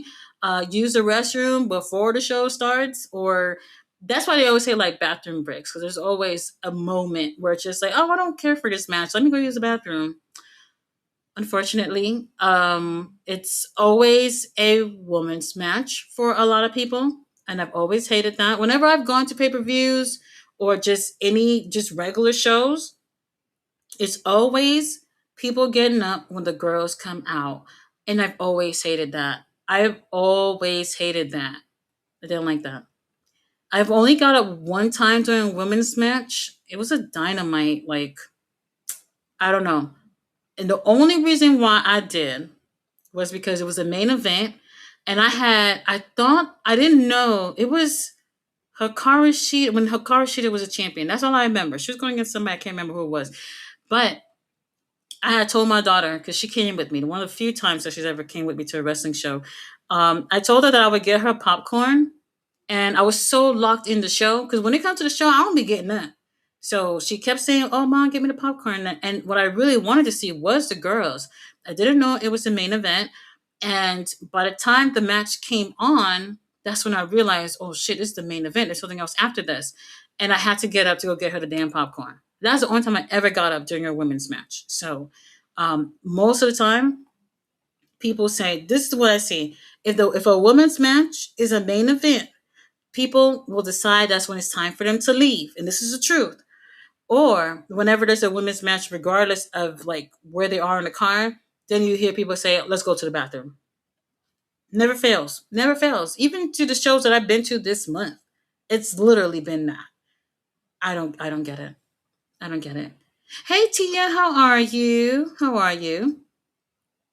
Never for me. The women are my main event. Aw, yeah. I mean, I don't necessarily. I've never seen it that way. I've never seen it that way. I mean, that's why you saw like they're trying to do like the whole women's revolution thing in WWE, because the women knew like, okay, whenever we were going to be out there, that's when it's time for y'all to start going to the bathroom or things like that, or people might be like not paying attention, and when I go to wrestling shows, I do observe people around me and look at what people seem to be enjoying or not enjoying. I'm gonna tell you what this guy said. The last collision that I went to the other day, this was so annoying. There was a guy who was sitting next to me with his daughter, and it was during the Ring of Honor taping after collision, and it was Trish Adora versus I cannot remember. Trisha Dora versus somebody. This guy, y'all not even believe it. Trisha Dora does this thing where she locks your arm back, but she does the split onto your back and she twerks on you, right? The guy had the nerve to tell his daughter, who gotta be like 8, oh, I bet that thing smells. I could not believe he said that. And I was like, wait a minute, you literally turned around to tell your 8 year old, whatever she was, that? And then they actually got up and left after that. I was like, yo, what the fuck is going on here? Like, the way people look at women in general is just absolutely insane. So now we have women in the ring who are wrestling here entertaining you, and this is what you have to say? Couldn't even believe it. Couldn't believe it. Absolutely disgusting. Absolutely disgusting. So, if y'all not watching the girls for the actual wrestling, then you're looking to see her ass, you're looking to see her tits and things like that. And that's all that they are. But these women, these past few years, y'all have been seeing the improvement in wrestling all around for women. And it's more than just ass and tits and everything else. Like, they are talented. They're talented, even have more talented than some of the guys that y'all see in that ring, but y'all can't give them grace. It's insane. Absolutely insane. I just don't get it. Don't get it. All right, y'all. We have made it to the end of the chat. The poll is over. Still 53% said tweeners for the death threat. Is it still 50%? 53%. And 34% said heels. And 12% said baby faces. Very interesting. Very interesting. Probably because, the whole Don Callis family thing or whatever. We'll see where things go for the Death Riders. I would actually prefer for them to be heels, but unfortunately, Death Riders are looking actually worse, absolute worst. I called out people who left during Bianca and Sasha at Mania 37. Yeah, they don't care. They don't care. I will say this though before I go. Mercedes, as much as a lot of y'all have said comments about her, holding the all these titles and stuff like that, I truly feel that she has encouraged a lot more people to pay attention to women's wrestling this past I guess what, year and a half or whatever it was. She absolutely has, and that's why I give her so much props, because people just don't realize like how much she's done to change people's mind on what women's wrestling is today. She's done an amazing job. I told you about that guy I seen laid out in the women's bathroom crying because she lost. People absolutely have paid attention a lot more because of that. So, she's gone for a little bit. I don't know how long that's going to be, but I can't wait to see her come back. Yes, Ballet, thank you. I appreciate y'all watching the show with me. I know there's a lot going on tonight in terms of wrestling. We had a good show, so I'm going to do my review. Still got New Japan to watch later on tonight as well. But Collision was great, and we got a lot to look forward to next week, especially Swerve versus Andrade. If that's not the main event, then I don't know what is. Swerve, please take care of Andrade. Make sure he loses. All right, you guys, I appreciate y'all rocking with me. I will see y'all on Wednesday. Good night.